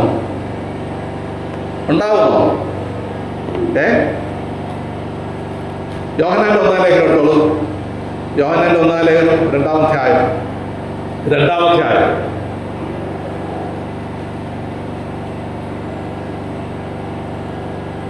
ഓക്കെ, അതിൽ 28-ാമത്തെ വാക്യം. ഇനിയും കുഞ്ഞുങ്ങളെ, അവന് പ്രത്യക്ഷനാകുമ്പോൾ നാം അവന്റെ സന്നിധിയിൽ ലജ്ജിച്ചു പോകാതെ അവന്റെ പ്രത്യക്ഷതയിൽ നമുക്ക് ധൈര്യം ഉണ്ടാകേണ്ടതിന് അവനിൽ വസിക്കും. പ്രിയമുള്ളവരെ, രക്ഷിക്കപ്പെട്ടവർ തന്നെ ദൈവസന്നിധിയിൽ ചെല്ലുമ്പോൾ ചിലർക്ക് എന്തുണ്ടാകും? ലജ്ജയുണ്ടാകും. ആർക്കാണ്? ഈ വെളിയും തിരഞ്ഞെടുപ്പും ഉറപ്പാക്കാത്തവരെ സംബന്ധിച്ചിടത്തോളം. ഇനി കൊരിന്ത്യർ ലേഖനത്തിൽ ഇതിനെക്കുറിച്ച് വളരെ വളരെ വളരെ മനോഹരമായിട്ടൊരു ചിത്രമാണ്. ഈ ഭൂമിയിലെ ചിലര് ക്രിസ്തുവിന്റെ അടിസ്ഥാനത്തിന്മേൽ പണികളൊക്കെ ചെയ്യുന്നുണ്ട്. എന്തൊക്കെ മരം പുല്ല് വൈക്കോലുകൊണ്ട് ചിലത് പണിയുന്നുണ്ട്, ചിലര് പൊന്ന് വെള്ളി വിലയേറിയ കല്ല് കൊണ്ട് പണിയുന്നുണ്ട്. ഈ പണിയൊക്കെ ദൈവം പരിശോധിക്കുന്ന എന്തിലൂടെയാണ്? ഉദാഹരണം പറഞ്ഞിരിക്കുകയാണ്, തീയിലൂടെയാണ് പരിശോധിക്കുന്നത്. ഇപ്പൊ ഏതൊക്കെ കത്തിപ്പോകുന്നു? മരം പുല്ല് വൈക്കോലൊക്കെ കത്തിപ്പോകും. ഈ വെള്ളി പൊന്ന് വിലയേറിയ കല്ലാണെങ്കിൽ അതിന് കൂടുതൽ ശോഭ വരും, അല്ലേ? ഇനി ഈ ഭൂമിയിലെ ജീവിതത്തിൽ മരം പുല്ല് വൈക്കോല് കൊണ്ട് പണിതു എങ്കിൽ നിത്യതയിൽ ചെല്ലുമ്പോൾ എന്താ സംഭവിക്കുന്നത്? അവന്റെ എല്ലാ പ്രവർത്തികളും ശോധന ചെയ്യുമ്പോൾ നിലനിൽക്കുന്ന ഒരു പ്രവൃത്തിയുമില്ല, അല്ലെ? അവന്റെ പ്രവൃത്തി മുഴുവൻ എന്ത് ചെയ്തു? വെന്തുപോയി. അവൻ വെന്തുപോയിട്ടില്ല. വെന്തുപോയോ? ഇല്ല, അവന്റെ പ്രവൃത്തികൾ പോയി. താനോ രക്ഷിക്കപ്പെടും. എങ്ങനെയാ? എന്നാൽ തീയിൽ കൂടി എന്ന പോലെ അത്രേ. അവനെ തീയിലിട്ടെന്നല്ല പറഞ്ഞു. പിന്നെയോ അവന്റെ പ്രവൃത്തികൾ തീയിലൂടെ ശോധന ചെയ്തപ്പോൾ ആ പ്രവൃത്തികൾ മുഴുവൻ കത്തിപ്പോയി. അവന് നിലനിൽക്കുന്ന ഒരു ഫലവുമില്ല. അവന് ദൈവസന്നിധിയിൽ എങ്ങനെയാണ് നിൽക്കാൻ പോകുന്നത്? ലജ്ജിതരായിട്ട് നിൽക്കേണ്ടി വരും. നല്ലൊരു വിശ്വസ്തമായ ദാസൻ, നീ അത്യല്പത്തിൽ വിശ്വസ്തനായ, ഞാൻ നിന്നെ അധികത്തിന് വിചാരിക്കണം, നിന്റെ യജമാന്റെ സന്തോഷത്തിലേക്ക് പ്രവേശിക്കാം. ഇങ്ങനെ ഒരു ആഹ്വാനം ദൈവം നമുക്ക് നൽകുന്നെങ്കിൽ ധാരാളമായ പ്രവേശനം. ദൈവം നമ്മെ ഉദ്ദേശിക്കുന്നത് ഇത്തരത്തിൽ കോൺഫിഡൻസോടുകൂടെ ദൈവസേനയിൽ നിൽക്കുക എന്നുള്ളതാണ്. അതുകൊണ്ട് പ്രിയ സഹോദരന്മാരെ, നിങ്ങളുടെ തിരഞ്ഞെടുപ്പ് ഉറപ്പാക്കുവാൻ അധികം ശ്രമിപ്പിൻ. ദൈവം നമ്മെ അതിനായിട്ട് സഹായിക്കും.